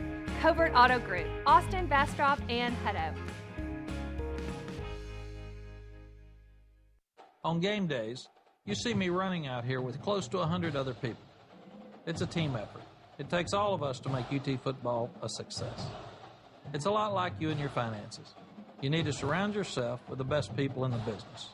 That's where University Federal Credit Union comes in. The UFCU team works hard to make sure your financial game plan is always in shape. University of Texas Athletics and University Federal. So close, we share the same name. We welcome you back to Kelly Reeves Athletic Complex. Joe Taylor, John Nidell, Abe Garcia, and Matt Nader on the third down and 10 play. Here comes the weak side blitz, and tripped up in the backfield and drilled at the 30-yard line. What a huge play. And it was Luke Womack and Michael Edwards really just combining on the play, but Michael Edwards is the one that gets the quarterback sack. What a huge play for the senior as Edwards comes in and chops down Xavier Conley. What a huge play on third down, and it forces 4th and long. And it was Alec Cohen and Jacob Ansur really who got in the backfield there. And we see Anthony Patino, who did not start the game, but he is in the game now. But a huge play by Michael Edwards as he gets the start tonight. It's a loss of 6 on the play, and it forces 4th and 16. Here comes the punt, and it's partially blocked, tipped, and it will be Westlake football. And yelling away is Tate Shaw as he tried to get all of his fielders there down on the side, down on the field to get out of the way of the football, and it'll come to rest at the 38-yard line. Let's go down to the sidelines of Matt Nader. Matt, a lot of activity on that last play. Yeah, no, actually, I really think the Shap offensive line here needs to do a great job of really getting a good wide base, coming off their block, coming off the line of scrimmage, getting their arms in the shoulder pads and driving right here. Thank you very much. That's Matt Nader down on the sidelines. Again, just a low snap on the first offensive play in the third quarter, and making something out of nothing is Keith Carter as he picks up the low snap and the handoff from Jordan Siebert, and just straight dive play along that left hash mark as Westlake donning the red jerseys, the blue numerals trimmed in white, the silver helmet with the red Westlake block W on the side, the silver pants, and they scrimmage here after the 3-yard game from the left hash mark, moving left to right here in the third quarter, inside 10 minutes to play. The handoff once again straight up the gut, and a nice hit there up front defensively as Keith Carter gets the second carry of the drive on the second play of the drive, and falls forward to about the 42-yard line, so it will be a third down and long play here for Westlake. And it really was a big stop by the Westlake defense. You know, the first couple of plays by Hendrickson, really pounding ground plays where Samaj Piran just grinding on the Westlake defense. And, you know, big offensive lineman. It's big that they got off the field there, and hopefully Westlake can extend this drive. Third down and 6 out of the gun, looking down the sideline. That pass once again overthrown and intended on the far side once again to the halfback. That's the second time they've run that little wheel route play to the far side of the field. And Jordan Siebert, you heard Coach Allman, something's not right with the quarterback as the timing is all wrong. And a golden opportunity for Westlake as they put a good defensive effort coming out of the locker room. They'll get the ball at decent field position, but they're unable to move the football, so it's punting time once again as Mosley is back deep to receive for the Hawks at his own 20-yard line. On 4th down and 6 from the 42, it's a low snap, but it's fielded nicely by Barden, who angles it. A fair catch called for at the 22-yard line by Mosley. As we welcome all of you back to our live coverage of Westlake football, listening on the internet at westlakenation.com. And of course, as we bring you the live radio broadcast as well. We have a little technical difficulty on the radio side. Television, we're still rocking. That's YNN Sports, cable channel 1509. And our thanks to the Westlake Technical Entertainment Crew. The Westlake TEC and Lexus of Austin proud to present the Nutcracker Spectacular on December 6th, 7th, and 8th. Folks, you do not want to miss this production. Tickets are on sale at WHS TEC. That's WHSTEC.com. Make your plans now and purchase your tickets for the Nutcracker Spectacular. On 1st down and 10 from the 23-yard line, second possession here for the Hawks. And a zone read handoff will go to P. Ryan. P. Ryan with nowhere to go. No gain on the play, maybe a push of about a half yard defensively. Everybody there coming up and run defense for P. Ryan is now it's a team-oriented situation when it comes to putting not one but as many hats as possible on Samaje P. Ryan, John. Yeah, and going back to that punt by Michael Barden, he's probably having his best punting game of the season so far today. And in Hendrickson, they're not rushing a single player. Michael Barden is able to catch that football and really take all the time in the world to get a good punt off. On 2nd down and 9, officially just a straight handoff. And once again, Samaje P. Ryan out to the 28-yard line. And he'll fall forward in between the 28 and the 29. And it will be 3rd down and 4. 8:15 and the clock moving. No score in the second half. The score 10-7 like it was at the half. One-on-one coverage on the outside with the receiver to the far side right. On 3rd down and 4, they will run it. Straight up the gun on the handoff out of the gun is P. Ryan to the 45-yard line. And the 35-yard line. And Samaje P. Ryan picks up the 1st down. So both offenses in their second possession trade 1st downs, and I should say 1st down for Westlake in their first drive. Now in the second drive for the Hawks out of the locker room, they pick up their first down. On 1st down and 10 from the 35-yard line, 2 wide receivers to the far side right. The snap out of the gun goes to P. Ryan. P. Ryan gets into the second level, now busts through the field, and he is out to the races. To the 30, to the 20, 10, 5. What a run by Samaje P. Ryan. From the 35-yard line in his own territory to pay dirt in Westlake territory. A 65-yard scamper, touchdown Hendrickson. Wow, what a run. He just needed one move. He busted through one tackle, and he was off to the races for 65 yards and 6 for Samaje P. Ryan. And I know he's 5'11", 215 pounds. Not at all easy to bring down, but Westlake's tackling needs to do a better job. They've missed a couple tackles early on. And now Connolly will have to deal with the low snap, and he'll have to fire it to the end zone, and he got popped big time on the back end of that play by Bennett Huddleston, and Connolly is down. The point after touchdown, no good. 7:35 to play. Hendrickson leads by 3. Hawks 13, Westlake 10. We'll back in 60 seconds. This is Westlake football. At age 40, attorney and Marine Corps reservist David Little was the picture of health until the left side of his body went completely numb. We were on the phone while he was driving home when he suddenly stopped talking. My dad had a stroke when he was driving me home. I'm just really glad he ended up at St. David's, South Austin. St. David's, South Austin saved my life. Do you know what to do in an emergency? Visit stdavids.com to learn more. Bedbugs can invade your home via unexpected places, like from a college dorm room or a family trip. Bedbugs are hard to detect and almost impossible for a homeowner to get rid of themselves. ABC's heat remediation process is the most effective non-chemical treatment available. Heat gets rid of bedbugs in a matter of hours with no damage to household contents. With a single treatment, rooms can return to normal use free of bedbugs. For bedbug problems, call ABC Home and Commercial Services, specialists for your environment. Espinoza set to kick off after the 65-yard scamper by Samaje P. Ryan, and it's just a short kickoff. It'll be popped up at the 20-yard line and caught there at the 25, out to the 30. Now moving to the near sideline. He'll be tackled here on the near side, right in front of his own bench.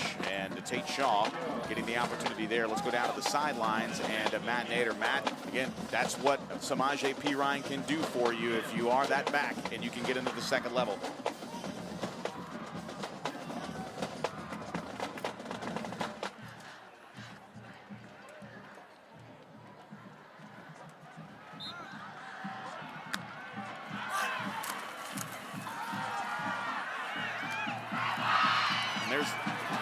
there's a dart over the middle as we welcome you back to the broadcast booth here as the Chaparrals make quick work of that. Jordan Sievert finding Brandon Box over the middle, and it's good out to the 50-yard line. In fact, right at the midfield stripe. So an excellent job there as the Chaparrals pick up a first down immediately on the first play of that drive as Jordan Sievert finds Box for the first down right at midfield. A pickup of 18 yards in the first down, and the handoff will go to Chavez. Chavez met at the line of scrimmage, but he's able to fall forward for about a 2.5-yard gain down to the 48, maybe in between the 48 and the 47-yard line along that right hash. It's a 13-10 lead off the missed extra point on the low snap to Conley. Conley roughed up a bit, as we alluded to before the timeout. Inside 7 minutes to play.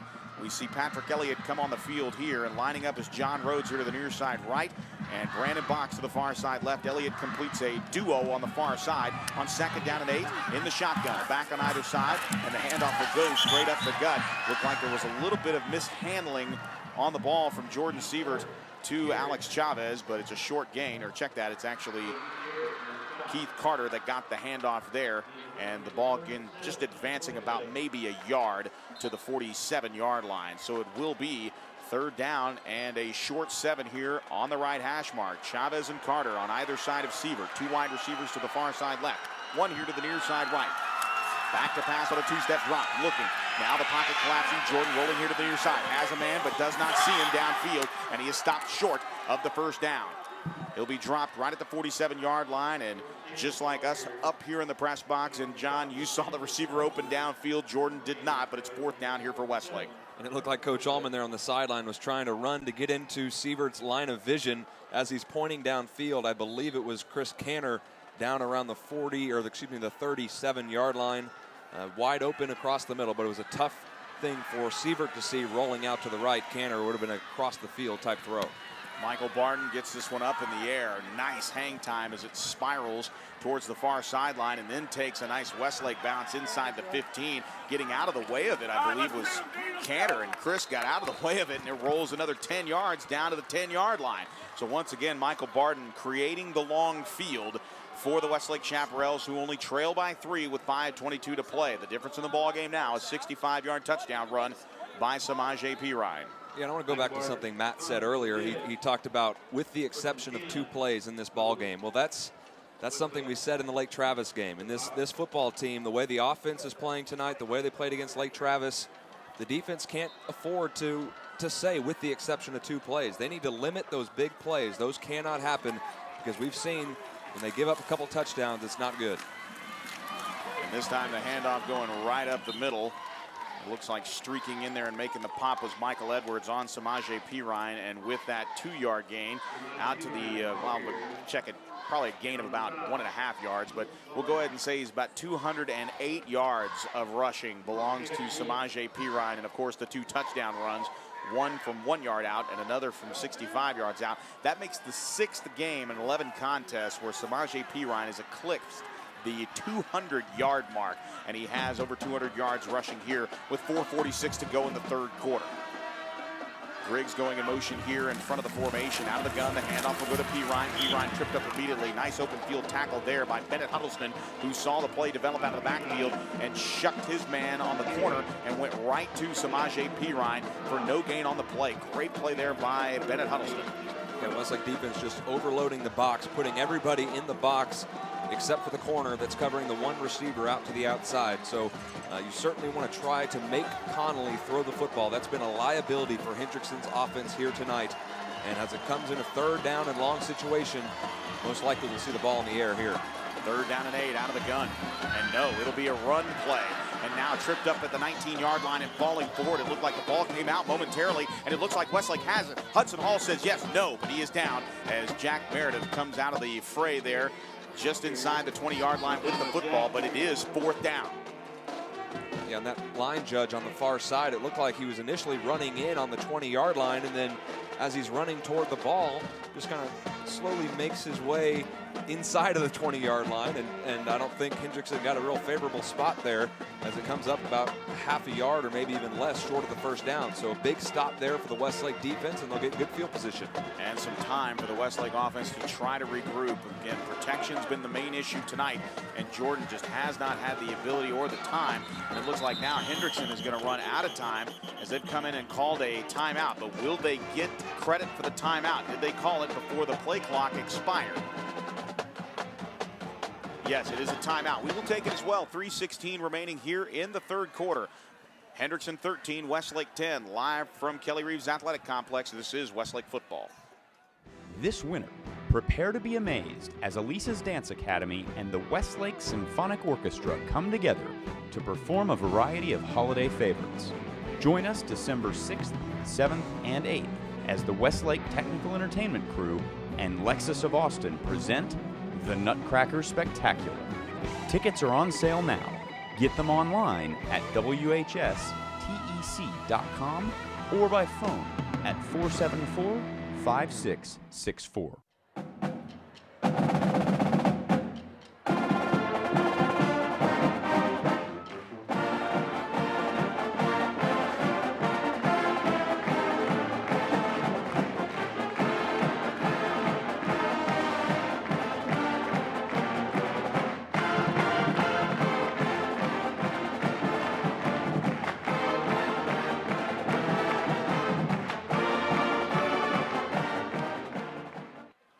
And we welcome you back out of the timeout, and a very inappropriately timed timeout, but nonetheless we'll make that point in just a minute. A high snap, but fielded nicely there by Mosley. He gets a nice punt up in the air, and it'll be a short field for Westlake, as catching it is Tate Shaw at the 49-yard line. I'll go ahead and let you make the point. What's more important, John Nidell, an extra timeout or 5 yards when you're punting anyway on fourth down? Yeah, you know, in a close game like this, especially when you're a running team and you rely so much on the ground game, you're going to need those timeouts. They've already taken one in this second half. They're down to one timeout for the remainder of this football game.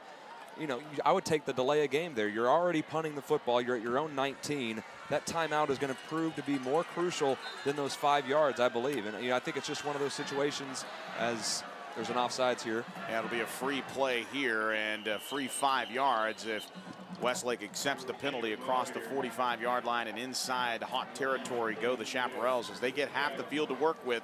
And again, advantage Westlake on the kicking game, even though they've missed a field goal here. That's definitely the difference in the ball game now with that 65-yard scamper by Shemaje Pirine in the second possession of the third quarter.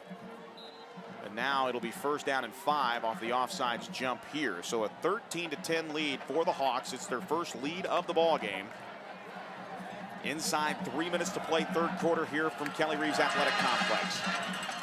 The handoff will go to Keith Carter, and Carter is absolutely blown up in the backfield, and the ball came out momentarily, but Patrick Elliott able to fall right on top of it as Alex Chavez quickly checks back into the ball game, and Keith Carter, that's the second time the ball has come out of the hands of Keith Carter. And once again, Patrick Elliott, just Johnny on the spot, turns a 1st and 5 back to a 2nd and 8. So again, mistakes all the way around for both ball clubs here tonight. And John, it's going to come down to who makes less of those mistakes in the end. On 2nd down and 8, shotgun sack. Now rolling here to the near side. Now Jordan's going to tuck it and run at the 45-yard line, runs over 2 defenders as he works his way inside the 45-yard line down to the 42. Nice tough running there as Russell Pape and Zach Dansby check into the ball game for the third down play. Looking downfield was Jordan, didn't have anybody, and just made the quick decision and ran right over 2 would-be Hawk defenders. Trey Gutierrez right in the middle of the field got the working end of number 6. 3rd down and 3 here from the 42 under center. And it'll be a toss sweep here to the near side. The toss goes to Chavez. Chavez with first down yardage and more inside the 40-yard line. And he's inside the 35, down to the 34-yard line. Taking care of business is Chance Waz on the outside, or excuse me, Jordan Washington on the outside as he made the touchdown saving grab there as nobody was in front of Alex Chavez, John. And that's just a great run by Alex Chavez to plant his foot and turn upfield. Sometimes that's hard to do on a sweep when you want to get to the sideline. And they do it again. The toss sweep here to the near side. Chavez runs into his own man, but stays on his feet. Inside the 30, churning those legs. Inside the 28 to the 27-yard line. Coming out of the fray there once again was Washington as he lays the final lick on Chavez, and it's clear the back that came to play tonight and really just tough running is Alex Chavez. Has a touchdown run in the first half, the Chaparrals' only touchdown of the ball game, as he got it actually in the early seconds of the second quarter. But really, when you look at this ball game, Alex Chavez has turned in just an incredible effort here, running inside and outside. Now he's the lone back in the backfield, and they will fake it to Chavez. Just a straight quarterback keeper with the 6'4" frame of Jordan Sievert. He falls forward to the 25-yard line, very close to a first down, but he is about a half a yard shy. It'll be 3rd and short. Yeah, I really like that play call there. You fake the give to the outside to Chavez, and the defense kind of looking at Chavez, expecting him to get the football, and then you go back the other way to Jordan Sievert. A nice play there in the backfield by one of the Hawk defenders to trip up Jordan Sievert, but he fell forward. And a 3rd and 1 here, big 3rd and 1 for the Chaparrals. From the right hash, inside 25 seconds to play, under center, and a power eye look that's just offset. And the toss sweep again here to the near side. It's Carter. Carter following a block inside the 25 to the 24-yard line. Carter holding onto the football, and it's a first down for the Westlake Chaparrals with 13 seconds remaining here in the 3rd quarter. Joe Taylor alongside John Nidell, Matt Nader, and Abe Garcia down on the sidelines as we broadcast live from Kelly Reeves Athletic Complex. It's 13-10. Hendrickson with the 3-point lead. The difference in the ball game, a 3rd quarter run by Samaje Pirine, and a missed extra point. That's why the lead is only 3, and it's going to be a big point, but only 1 timeout remaining for Hendrickson, as they've had to take 2 here in the first half, and it looks like Westlake will allow this quarter to end. That'll be the final whistle there in the 3rd quarter. We move into the 4th quarter of play. It's Hendrickson 13, Westlake 10. Live from Kelly Reeves Athletic Complex, this is Westlake football. On game days, you see me running out here with close to 100 other people. It's a team effort. It takes all of us to make UT football a success. It's a lot like you and your finances. You need to surround yourself with the best people in the business. That's where University Federal Credit Union comes in. The UFCU team works hard to make sure your financial game plan is always in shape. University of Texas Athletics and University Federal. So close, we share the same name.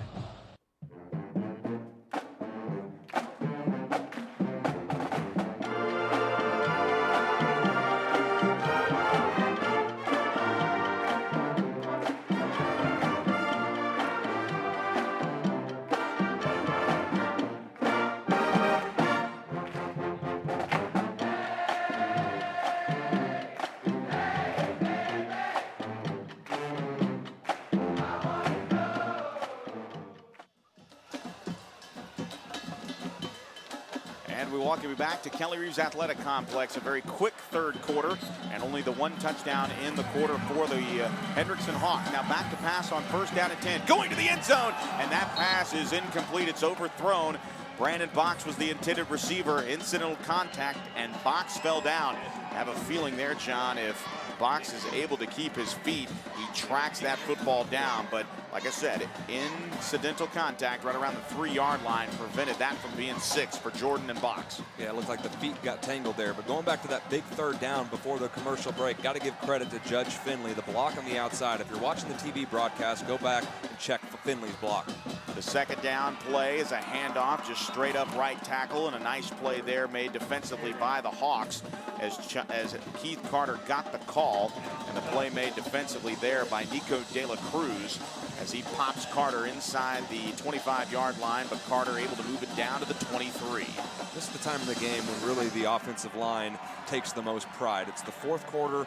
You want to take over the game and be physical. You want to wear the defensive line out. You want to see hands on hips and knees on ground by the defensive lineman. Now the motion man out of the backfield is Carter. Back to pass out of the shotgun. Now rolling right is Jordan. Rolling, still rolling, fires towards the sideline, and that pass is caught for a first down. And inbounds inside the 10-yard line is Patrick Elliott. Elliott makes the grab, and it's a 1st and goal situation here for the Westlake Chaparrals as they try to reclaim the lead. Russell Pape, along with Alex Chavez and Zach Dansby, checks in. But a good play by Patrick Elliott and a nice find by Jordan Sievert, a 15-yard strike, and it's 1st and goal from the 8-yard line. And good coverage there by Hendrickson to start off, but it was Jordan Sievert using his feet to get out and create more time, which allowed Patrick Elliott to get open. Power eye look with Sievert under center. The toss sweep here to the near side. That's taken by Chavez. Chavez at the 5, to the 4, to the 3. Lynching is into the end zone. Touchdown, Alex Chavez. Alex Chavez, for the second time this evening, has rumbled into the end zone, this time to take the lead in the fourth quarter as Westlake scores an 8-yard run for Alex Chavez. And he is into the end zone, and by himself, along with his offensive line, has created enough of room on the near side where Chavez able to run it in from 8 yards out. Touchdown, Westlake. And that was a statement drive there by Westlake. Best drive of the game as Michael Barden puts through the PAT. It's 11:04 to play in the ballgame. Lots of time, but Westlake climbs back on top. Chaparrals lead Hendrickson 17-13. We're live from Round Rock. This is Westlake football. For 102 years, the Covers have set the standard for car dealers in Central Texas. Hi, I'm Jenny Covert, and your parents, grandparents, and even some of your great-grandparents have shopped with my family. Our service, our inventory, and of course, our low Covert price are the reasons over 1 million customers come back again and again. We want to be your car dealer. Let us prove it. Covert Auto Group, Austin, Bastrop, and Hutto. The Steam Team, your #1 choice for cleaning residential and commercial carpet, tile, and wood flooring, upholstery, air ducts, and more, including 24-hour emergency water and fire damage restoration. The Steam Team is an Austin original, locally owned and operated since 1983. All employees are trained and certified by the Institute of Inspection, Cleaning, and Restoration. We guarantee our services and will do whatever it takes to please our customers. Call 451-TEAM or online at thesteamteam.com.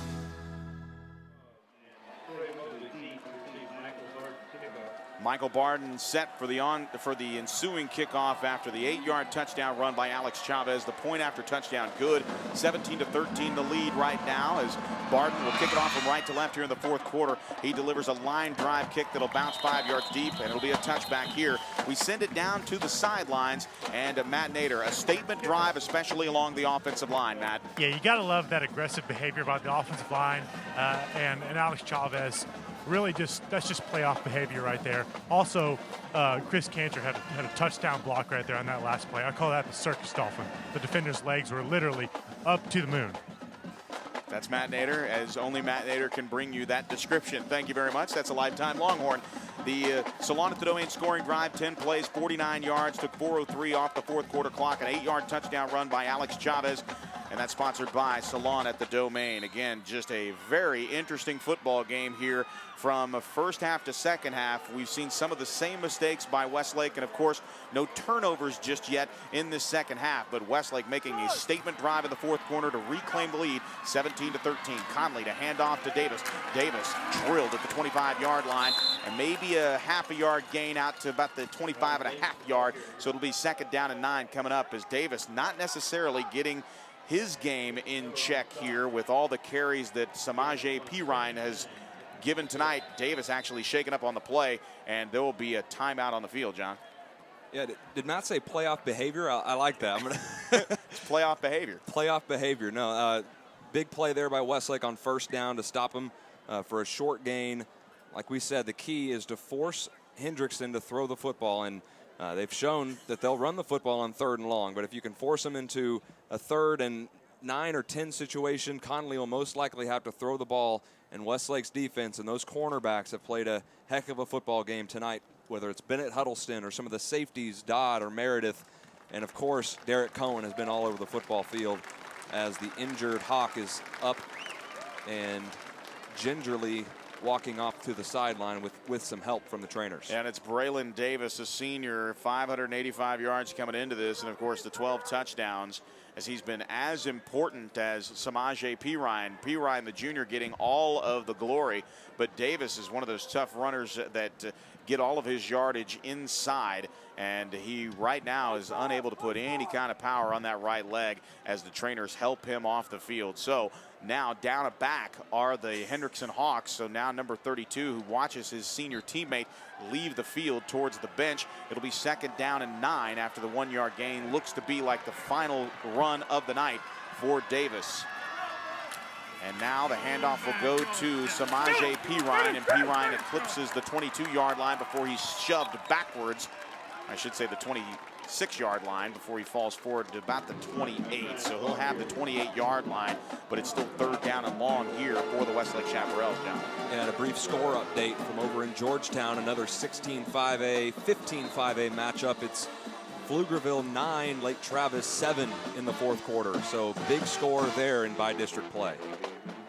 And now on 3rd down and 6 here, the motion man is Griggs going across the line of scrimmage. The handoff will come here to the near side, and a stop made at the 31-yard line. Team defense there. Bennett Huddleston crashing down along with John Dodd. And we've really talked about the run help from the safeties. They've abandoned the pass on 3rd and long. They read the play and immediately came up. And when you've got 8 guys in the box and Bennett Huddleston would make it 9, it's very tough for anybody, no matter how talented you might be. But running out of real estate immediately on that 3rd down run by Pirine, the Westlake defense turns them away. Now it looks like there might be a fake, and now the ball snaps over the head, but we have a flag down, and now running for his life is Mosley. Mosley will be dragged down at the 20-yard line, and that's where Westlake will take over on the Hendrickson 20-yard line. But wait, a flag has been thrown, and we'll have to see what this flag is all about. It's going to be an illegal shift, I think, on Hendrickson. Multiple guys were in movement. That snap was a surprise there, and multiple guys were moving, so it's going to be declined by Westlake here. I'm just speculating on the call, but I'm pretty sure yes, that's correct. And Westlake will get a huge play here and get the ball at the 20-yard line. And right now, that is your, I would say it's technically a special teams play of the game, but it will be a defensive play of the game if Westlake can put 6 on the board here. With 9:18 to play, there's still a lot that can happen, but this kind of play on special teams, execution has been a problem for the Hawks all season long. But now in the shotgun formation is Jordan Sievert, and he'll have an opportunity to scrimmage from his own 20-yard line. It'll be a pistol formation to the left with Cantor. Now he moves from the left side of the formation to the right side of the formation. The handoff will go to Carter. Carter at the 20 stumbles, and he stumbles forward to the 19-yard line. And making the pop defensively there for the Hendrickson Hawk defense was Ricardo De La Cruz coming up from the strong side. And it's easy to second guess on that play by Hendrickson, but you know, with 9 minutes left, you just want to punt that ball away and make Westlake have a longer field to work with. Now a field goal, but with that missed PAT earlier by Hendrickson, a field goal make it a 7-point game. 2 wide receivers to the far side right, and again a zone read play. The handoff going to Keith Carter. He bounces it just inside the right hash mark, inside the 20, down about the 18-yard line. It'll be a 2-yard gain and a 3rd down and long situation. Lack of wind definitely favors Michael Barton, who in my opinion has been the player of the game when it comes to a field position standpoint. Of course, Alex Chavez doing most of the work offensively along with the big offensive line, busting those big run plays and giving Chavez the opportunity on 3rd down and 8 out of the shotgun, a back on either side, rolling here to the near side, firing down the sideline. Jordan has a man, and it's Patrick Elliott. It's an 18-yard touchdown pass from Jordan Sievert to Patrick Elliott, and the Chaparrals have scored. Touchdown Westlake. Just a route down the sideline right there by Patrick Elliott, and he was lost by the defense. Just a blown coverage on Patrick Elliott, and he was wide open. Jordan Sievert, we've talked about it all season, how good he is, rolling to his left and throwing downfield. Pinpoint pass to Patrick Elliott, and a huge touchdown for the Westlake Chaparrals here in the fourth quarter to make it a 2-possession game. The snap is down, the kick is up, and the kick is no good. So with 8:13 to play, the lead is 10. Westlake 23, Hendrickson 13. Live from Round Rock, this is Westlake football. Real big, but we've got a lot of guys that can run and tackle, and guys that take pride in running down on the kickoff and being on the kickoff return and the punt team and things like that. And so hopefully that works to our advantage. It needs to. You're right, in the playoffs it's such a big deal, and there's so many factors that take place this time of year as the season starts getting long and people start maybe neglecting certain parts of their preparation. It's one of the big focuses for us. This winter, prepare to be amazed as Elisa's Dance Academy and the Westlake Symphonic Orchestra come together to perform a variety of holiday favorites. Join us December 6th, 7th, and 8th as the Westlake Technical Entertainment Crew and Lexus of Austin present the Nutcracker Spectacular. Tickets are on sale now. Get them online at WHSTEC.com or by phone at 474-5664. And we welcome you back to live coverage of Westlake football. The Salon at the Domain scoring drive, a 3-play, 20-yard strike, an 18-yard touchdown pass from Jordan Sievert to Patrick Elliott. And now leaping for the kickoff on the bounce is Mosley at the 20. Now ranging out to the 25-yard line as he angles left to the 27.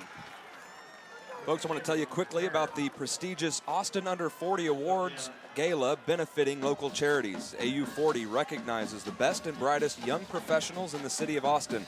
If you know of someone under the age of 40 who excels in their profession while demonstrating a commitment to community service, as Joe raises his hand, I encourage you to visit austinunder40.org for information on how to nominate someone as well as sponsorship opportunities. Yeah, you can't forget about Matt Nader as well, but he's under 30, so he doesn't count. Again, the handoff will go to Pirine, and Pirine wrapped up in the backfield. He falls forward for maybe about a half-yard gain. Team defense as Tate Shaw comes out of the bottom of the pile there, along with a slew of defenders, as we have seen Pirine with the absence of Davis and the threat, and we really haven't seen much of lead blocking anyway. The offensive line, it's not like they're not hanging in there for the Hawks. It's just with this added opportunity to use the back end of the defense as extra run help. There's no surprise in what Hendrickson is doing here in the second half. They're going to try to run the football. 2nd down and 9. Now they finally drop back for the play action, and Conley's going to have to run, and Conley's going to be swallowed up as he pushes forward. The young man, Justin Miller, is the one that makes the tackle, and Miller actually tackles Conley in a forward motion. And that's really the contention there is Justin Miller's hustle, because he had to come from beyond the play. He was actually inside the 30-yard line, came all the way back to make the play on the blind side of Conley, but Conley still able to pick up 7 yards in the process. 3rd down and 3, inside 7 minutes to play here in the Region 2 5A Bi-District Championship. Rolling here to the near side. Here comes the rush. Conley sidesteps one tackler, but cannot get away from another. He's down inside the 35-yard line. And once again, it is Justin Miller making the stop. As he gets the start tonight, Miller in back-to-back games has turned in a brilliant performance. That's just a heck of a play by Justin Miller, the defensive end. You see him at the beginning of that play getting blocked and just spins his way off of a block and then just tracks down Conley for the huge play there to bring up a 4th down, and Hendrickson will no doubt have to go for it here from their own 35-yard line. But Justin Miller coming up huge right there, and an inspired effort by this defense in the second half. It's 4th and 4, and this could be the season for Hendrickson. 2 wide receivers to the far side left, back to pass. Here comes the rush. Conley sidesteps it. Hudson Hall trying to wrap him up, and Hudson Hall has it. Hudson Hall has pulled him down along with Justin Miller, and it's a turnover on downs on 4th down. Once again, the Westlake defense answering the bell. That's been the identity of the entire season. The defense will not be denied, and the biggest play of the year belongs to senior Justin Miller and sophomore Hudson Hall as they bring down Conley in the backfield. It was Miller that swallowed him up. Hudson Hall there to wrap it up, and it's just an out-and-out effort by Justin Miller on back-to-back plays. Easily one of the biggest defensive plays of the night goes to Miller. Just the tenacity of Justin Miller and Hudson Hall and these defensive players for Westlake.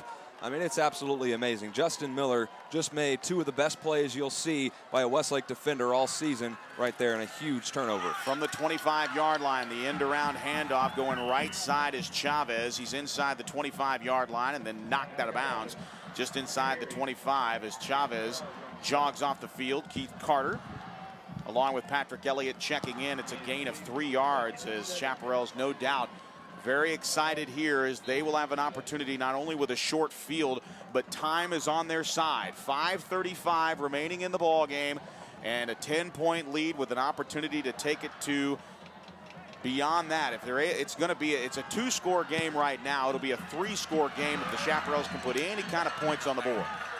Out of the gun, the pistol to the formation to the right, the handoff to Carter, and he goes down immediately. Nice play in the backfield there as the sophomore Nico Dela Cruz turning in a nice tackle on Keith Carter there. It'll be 3rd and long for Westlake here, and you have to get inventive, John. Really, you have to pick up this 1st down. If you pick up this 1st down, this could be the beginning of the end of the ball game here and a move to the area championship round for the Westlake Chaparrals. And I think it's probably 4-down territory too. A field goal takes it from 10 to 13. I think Westlake would value a 1st down more. Rolling here to the near side. Now stepping up is Jordan. Eludes one tackler. He's inside the 20-yard line, down to the 18, maybe the 17-yard line as he's along that left hash. He's about 1.5 yards shy, and it's 4th and 2, and the Chaparrals are going to go for it. The Chaparrals will most likely go for it here, as Michael Barden will not come on the field. He is jogging close to the headsets of Darren Allman and proving this play-by-play broadcaster wrong. They are going to put points on the board here. And again, like you said, Johnny, really you could do anything in this particular standpoint, but with the big play opportunity here for Hendrickson, they're just going to go ahead and try to put points on the board. They'll line it up from the 25-yard line. This will be a 35-yard effort just inside the left hash mark with 4:10 to play in the game. Out of the hold of Rawlings. The snap is down. The kick has plenty of distance, and it splits the uprights. That field goal is good. And with 4:02 to play in the ball game, it's Westlake 26, Hendrickson 13. This is Westlake football.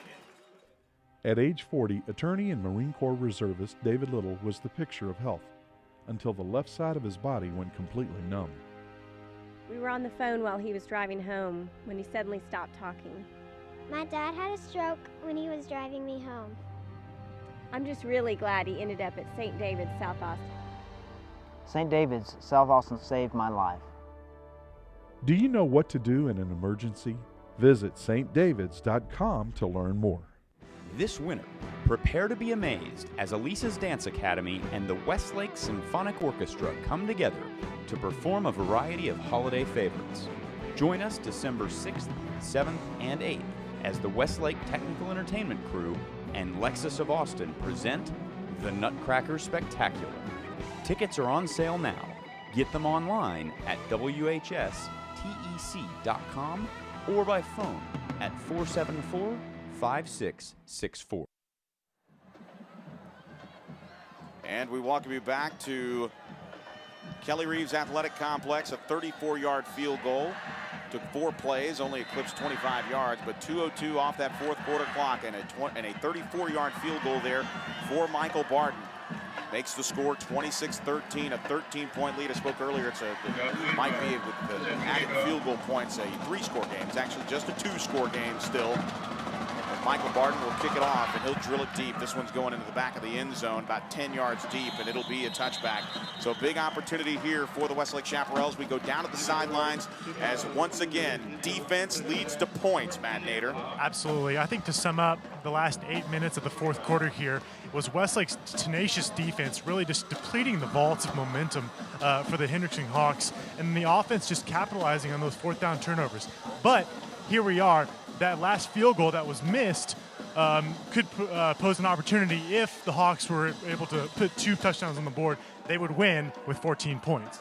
That's true, but when you think about it, a 26-13 lead with 4:02, and Matt's right. Samaje Perine has the ability to change this game with 1 play. There is quite a bit of time, but only 1 timeout on the side of, and the ball's come out. The ball's come out, and picking it up and running with it is Bennett Huddleston. There's no flag on the play, and Bennett Huddleston has scored.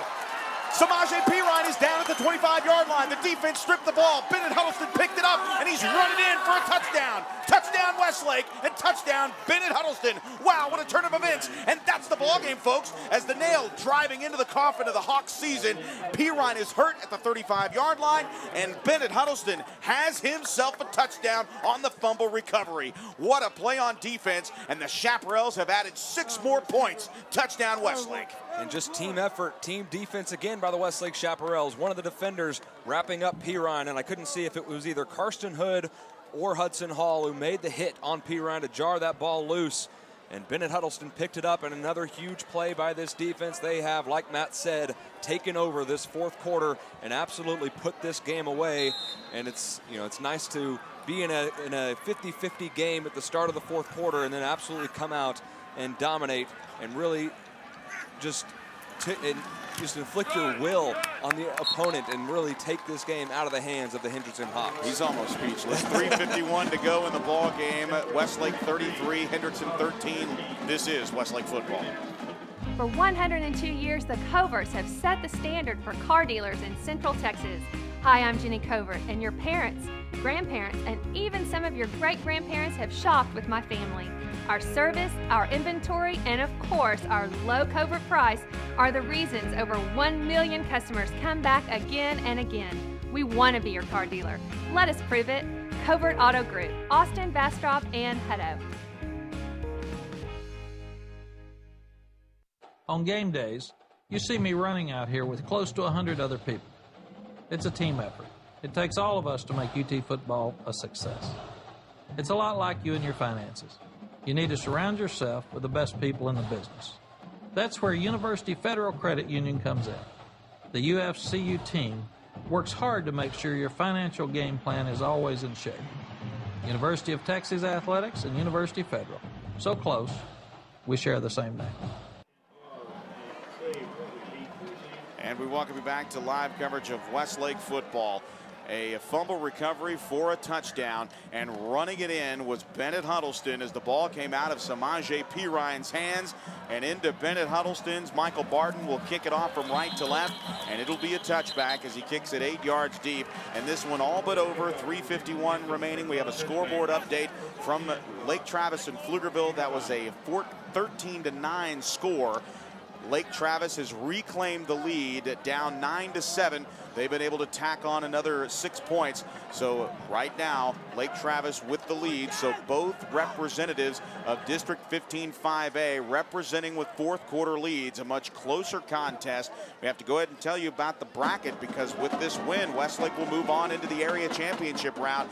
It'll take place on Leftover Friday as we will travel north up to Waco ISD Stadium and bring you live coverage of this football game. We go to the graphic here on our television broadcast, and the winner of Klein and A&M Consolidated will face Westlake, and it could be a rematch of an earlier non-district opponent if A&M Consolidated is successful over Klein. Now Connolly with the pass over to the flat. That ball is tipped, but a flag has been thrown. He's getting an opportunity on that far side is Canyon Mansky, and Mansky actually bats that ball away from the corner, but it looks like Mansky's going to get popped with the penalty there, so we'll see what that's all about. Yeah, going to be pass interference, it looks like, on Mansky. That's what we do. Pass interference against the defense. It is, but I tell you what, this game, really, the first 2.5 to 3 quarters of this game remind me a lot of Westlake's 4 losses this year, in that Westlake really hung in there for 3 quarters, and then come fourth quarter, they just really collapsed and lost the game in crunch time. The exact opposite thing happening here tonight. Conley back to pass, and he has a man open at the 31-yard line. That pass caught on the far sideline, and now working his way out past the 40 to the 41-yard line. A nice catch there made on the outside for the Hawks. And hauling that one in for the Hendrickson Hawks is Reggie Daniels, the sophomore, getting an opportunity. A 33 to 13 lead here for the Westlake Chaparrals with 3:38 to play. First down and 10, and flags fly. And it seems like there's a lot of time left. Westlake will go ahead and take a timeout. We will as well. 33 to 13 your lead, 3:37 to play. Their this first is time Westlake out football. of the second half. At age 40, attorney and Marine Corps reservist David Little was the picture of health until the left side of his body went completely numb. We were on the phone while he was driving home when he suddenly stopped talking. My dad had a stroke when he was driving me home. I'm just really glad he ended up at St. David's, South Austin. St. David's, South Austin saved my life. Do you know what to do in an emergency? Visit stdavids.com to learn more. Beyond companionship, there are other reasons we call dog man's best friend. For years, dogs have been trained to detect all kinds of things, like bed bugs. ABC's bedbug dog can detect bed bugs in the smallest cracks and crevices at any stage of development with amazing accuracy, even more accurate than the most skilled pest specialists. And accurate detection means quicker, more cost-effective elimination. If you suspect a bedbug problem, call us. ABC Home and Commercial Services, specialists for your environment. And we welcome you back to live coverage of Westlake football. An excited Chaparral sideline. They know that their fate is inevitable. They will win this football game if they're able to hold on here. 3:37 remaining in the fourth quarter. There's time. And yes, it's a 20-point lead, but that's a 3-score favor there. And with a banged up Samaje Perine and not much of a passing game, things look bleak here for the Hawks. As they line up with 5 wide receivers, going in motion to the far side is Craig Roberts Sharon.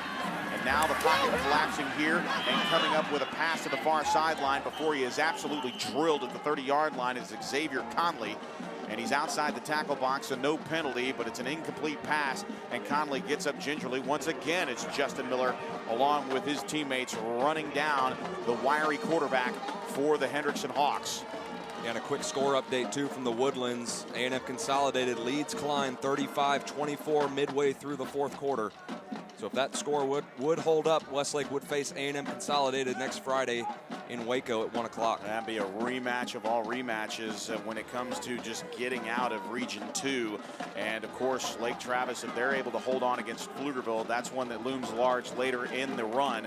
But right now, the Hendrickson Hawks coming in undefeated in district play. There was no eligible receiver in the area, and the ball did not reach the line of scrimmage. Lost it down. Their season most likely will end this evening, and that's the problem with Region 2. And if Westlake doesn't know what a first-round loss feels like, we'll take it back to the last time they were in Region 2 as they swing it out here to the near side, and a nice play defensively by Reggie Daniels made the catch. This time it's Mason Pitts. Whether it's 42 or 43, and we're going to have, once again, a very familiar problem, John. We're going to have to pick out what defensive player will probably win Defensive Player of the Game, and once again, it's going to be multiple players, but it's going to be hard to pick one out individually as this defense, even one or two deep, and you got to love a senior like Mason Pitts with a 20-point lead still with the motor in high gear.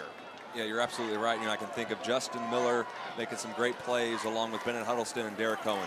Back to pass on 3rd and 21 again. Conley has to retreat, and he'll fire to the sideline. Story of the night. Pressure in the second half. Once again, Mason Pitts supplying it there on 4th down. And once again, Westlake will have an opportunity to get the ball back with 2:44 to play. It looks like it's all but over. The Shaps, if they can pick up a first down, they will have the ability to stop the clock. Will the Hawks? But once again, it will be a short field for Westlake here. Punting has not necessarily been terrible tonight for the Hawks, but it's been the execution on punting that's the issue. I've been impressed with the athletic ability of Mosley just to make room and almost rugby punt it, as he does take a couple of steps, and more of a line drive punter and let the ball work. And a nice job there by Chance Waz downing the football before it took a backwards hop in Westlake's favor. So it will be Chaparral football at the 41-yard line. Let's go down to the sidelines and Matt Nader. Matt, just an impressive performance by this defense. Yeah, I mean, I think that we can clearly say that they just absolutely dominated the game. I mean, they executed really when they needed to, and then some.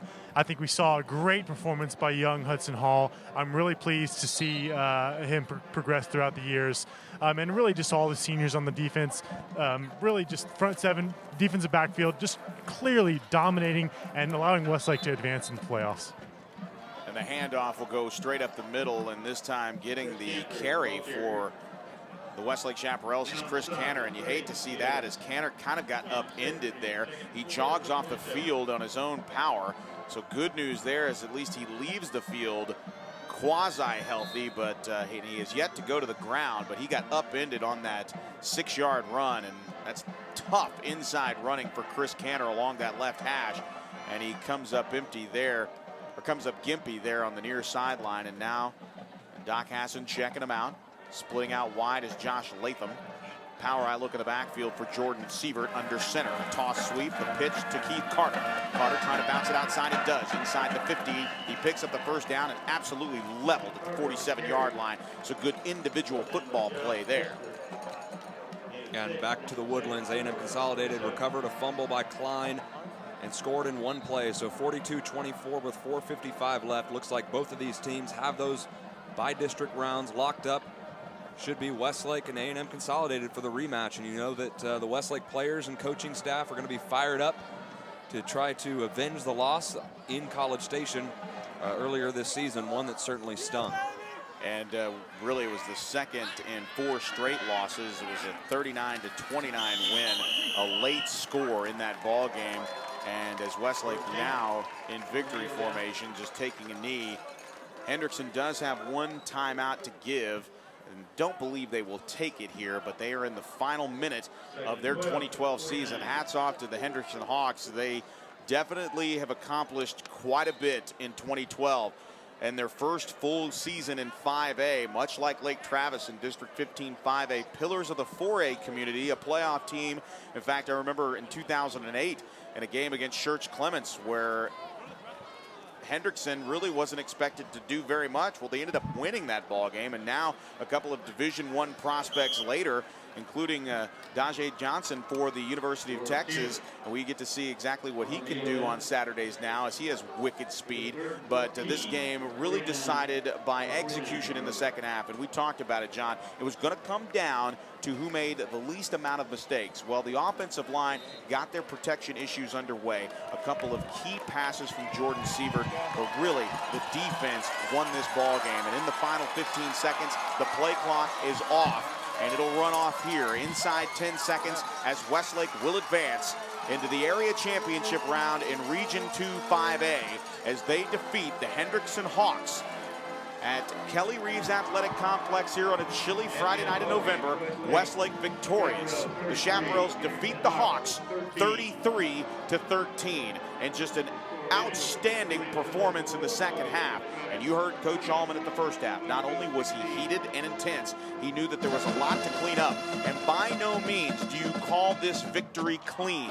There is a first half to look at over and over and over again, because some of the same mistakes that have been happening throughout the season are still happening. Perhaps you can make them against a club like Hendrickson, who has issues with not only the kicking game, but also execution once their main game is stopped. And of course, the main game, the rushing game. And when Westlake thwarted that, little did Hendrickson have to go to. And unfortunately for the Hawks, their season comes to an end. It's a brilliant one for Samaje Perine. He'll be back for his senior season. And if he is anything like he was this season, expect the Hendrickson Hawks to be right back here.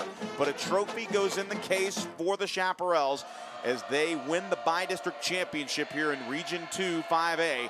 As they defeat Hendrickson 33-13. We'll take a quick 60-second timeout, and we'll come right back with the thoughts of Darren Allman. Again, the final score, Westlake 33, Hendrickson 13. We'll be back to Round Rock in 60 seconds. This is Westlake football. This winter, prepare to be amazed as Elisa's Dance Academy and the Westlake Symphonic Orchestra come together to perform a variety of holiday favorites. Join us December 6th, 7th, and 8th as the Westlake Technical Entertainment Crew and Lexus of Austin present the Nutcracker Spectacular. Tickets are on sale now. Get them online at WHSTEC.com or by phone at 474-5664.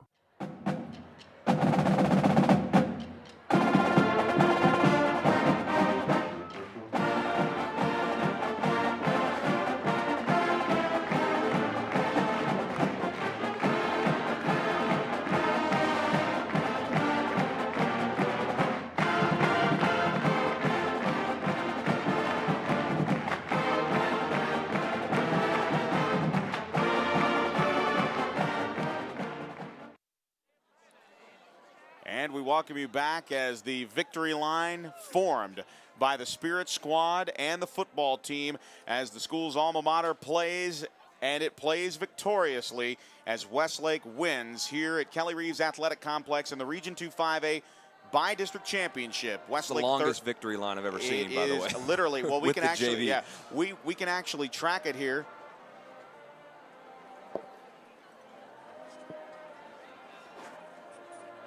Particularly the fourth quarter, and what this means going into the second round of the playoffs. We just got word that you might be playing rematched against A&M Consolidated. Yeah, we anticipated that and look forward to it. You know, it'll be another great game, and they're a team similar to this one that has a little bit more versatile quarterback, you know, probably a little bit better throwing the ball, but someone that we're certainly familiar with. I want to talk about tonight, though. You know, that was a big win for us, and, you know, I think a lot of people forget that Pflugerville Hendrickson was the undefeated district champ coming out of this area, and you know, so that was that's a tough first draw for the Chaps, and a big win for us. So proud of our kids and how they responded in the second half. We didn't play horrible in the first half, but played great on defense, and but found a way to get some points and get in the end zone out of the red zone in the second half, and well, we were really ready to play. I think maybe a little bit too juiced up early. We really, they're excited about this time of year, and they're glad it's here. And I think they know what they can go do. I think they're starting to figure that out, how good they can be when they get it all put together. So it's exciting, and 1 week at a time. We're going to enjoy this one for just a few hours, and then get to work on whoever's next. And if we get it put together for 4 quarters, we got a chance every week. I'm excited. That's right. That's exactly right. Congratulations. Yeah. Thanks, Matt. All right, the thoughts of Darren Allman, and our thanks to Matt Nader for jumping in and taking those second half thoughts of Darren Allman. Obviously very pumped up, very excited, and we welcome you back inside the UFCU broadcast booth. Joe Taylor alongside John Nidell, and really a tale of 2 halves, John, when you get right down to it. The first half, obviously a challenging one for both football clubs, but it was about who made the least amount of mistakes, and in the second half, it was the Westlake offense not fumbling the ball, not turning it over at any time, but it was really about the defense really just taking control of this game from the get-go. That's right, and Westlake's defense is so good that all the offense has to do is not make those mistakes, and the defense is going to come up and make plays, and they did that tonight in the fourth quarter. They absolutely won this football game. Now, the offense had a nice drive there in the second half. The drive to take the lead was a huge drive for the Westlake Chaparrals, so certainly cannot take anything away from the offense in that drive, but the defense shut the door on the Hawks tonight and really played an outstanding game and got a touchdown for Bennett Huddleston and a few turnovers tonight in this game and really played inspired football. Well, the entire team hoisting the bi-district trophy as they win the first of what hopefully will be 5. It's a 6 weeks journey to Cowboy Stadium the week before Christmas, and the Chaparrals with that kind of defensive effort, like you said, and like Darren Allman said, if they can put it together for 4 quarters, they've got a chance every single week. We will see you next week as playoff football continues here. Of course, we invite all of you to watch the replay broadcast on Time Warner Cable's YNN Sports. It airs Sunday morning at 9 a.m. You can catch all of the action here as we relive the Hendrickson win, 33-13, your final score here as a total team win on defense. And, of course, the offense made the plays when they had to. Good offensive line play in the second half. And really, John, when you look at the future opponents for the Westlake Chaparrals, most likely it will be A&M Consolidated, and that's generally the challenge. You don't see these teams a lot, and you don't have an opportunity to prepare. Well, advantage both teams really, because the offense certainly is different. And for A&M Consolidated, the Tigers will see a very different Westlake football team next week, if it indeed is that area matchup. Absolutely. I mean, it's a completely different team than A&M Consolidated saw in September. And usually you hear people say that the team that lost the first matchup has the advantage. And it's hard to beat a team twice in the same season when they're evenly matched. And it appeared to us in the first 3 quarters of that ball game that those teams were evenly matched. And Westlake just made the mistakes in the fourth quarter. And A&M Consolidated took advantage. So if Westlake can do what they did tonight in the fourth quarter, they certainly have a chance next week against A&M Consolidated and have a chance, like Coach Allman said, in any game they play this postseason. We know when and we know where. We're waiting on who. It'll be next Friday, the day after Thanksgiving, a 1 o'clock kick scheduled at Waco ISD Stadium. Again, just north on I-35. Our neighbors to the north and the folks at Waco will play host to an area championship that will feature at least the Westlake Chaparrals. We'll see if Klein and A&M Consolidated, and we'll wait for the victory of that. Make sure you check our Facebook page and our Twitter, and it looks like it is a final, and it will be A&M Consolidated, and the final score there for the it's 42 to 24, and that is the final score as A&M Consolidated will be the opponent of record. Again, the score right now, 3:16 left in the game as we take a look at the other matchup in Division II. Lake Travis clinging to a 4-point lead. It is Lake Travis 20, Pflugerville 16. The winner will play Lufkin in the area championship round. So, again, the road does not get any easier in Region 2. Some powerhouse football programs. We'd like to thank everybody that made this television broadcast possible. Of course, the good folks at the Westlake High School Technical Entertainment Crew, the folks that we call on Friday nights, Shaps TV, led by David Poole, and a host of Westlake students. Again, just did a fantastic job they've done for us all season, and we've got at least one more game on television here for YNN Sports. We invite you to watch that rebroadcast on Sunday. If you're listening live to the radio broadcast, stick around. We'll have the BMW of Austin drive home. For John Nidell, Matt Nader, and Abe Garcia, and of course Eddie Cross back at the studios, we say goodnight from Round Rock as Kelly Reeves Athletic Complex played host to this Region 2 5A bi-district matchup, and Westlake leaves the building in Williamson County victorious. The final score from Kelly Reeves Athletic Complex, Westlake 33, Hendrickson 13. Good night from Round Rock.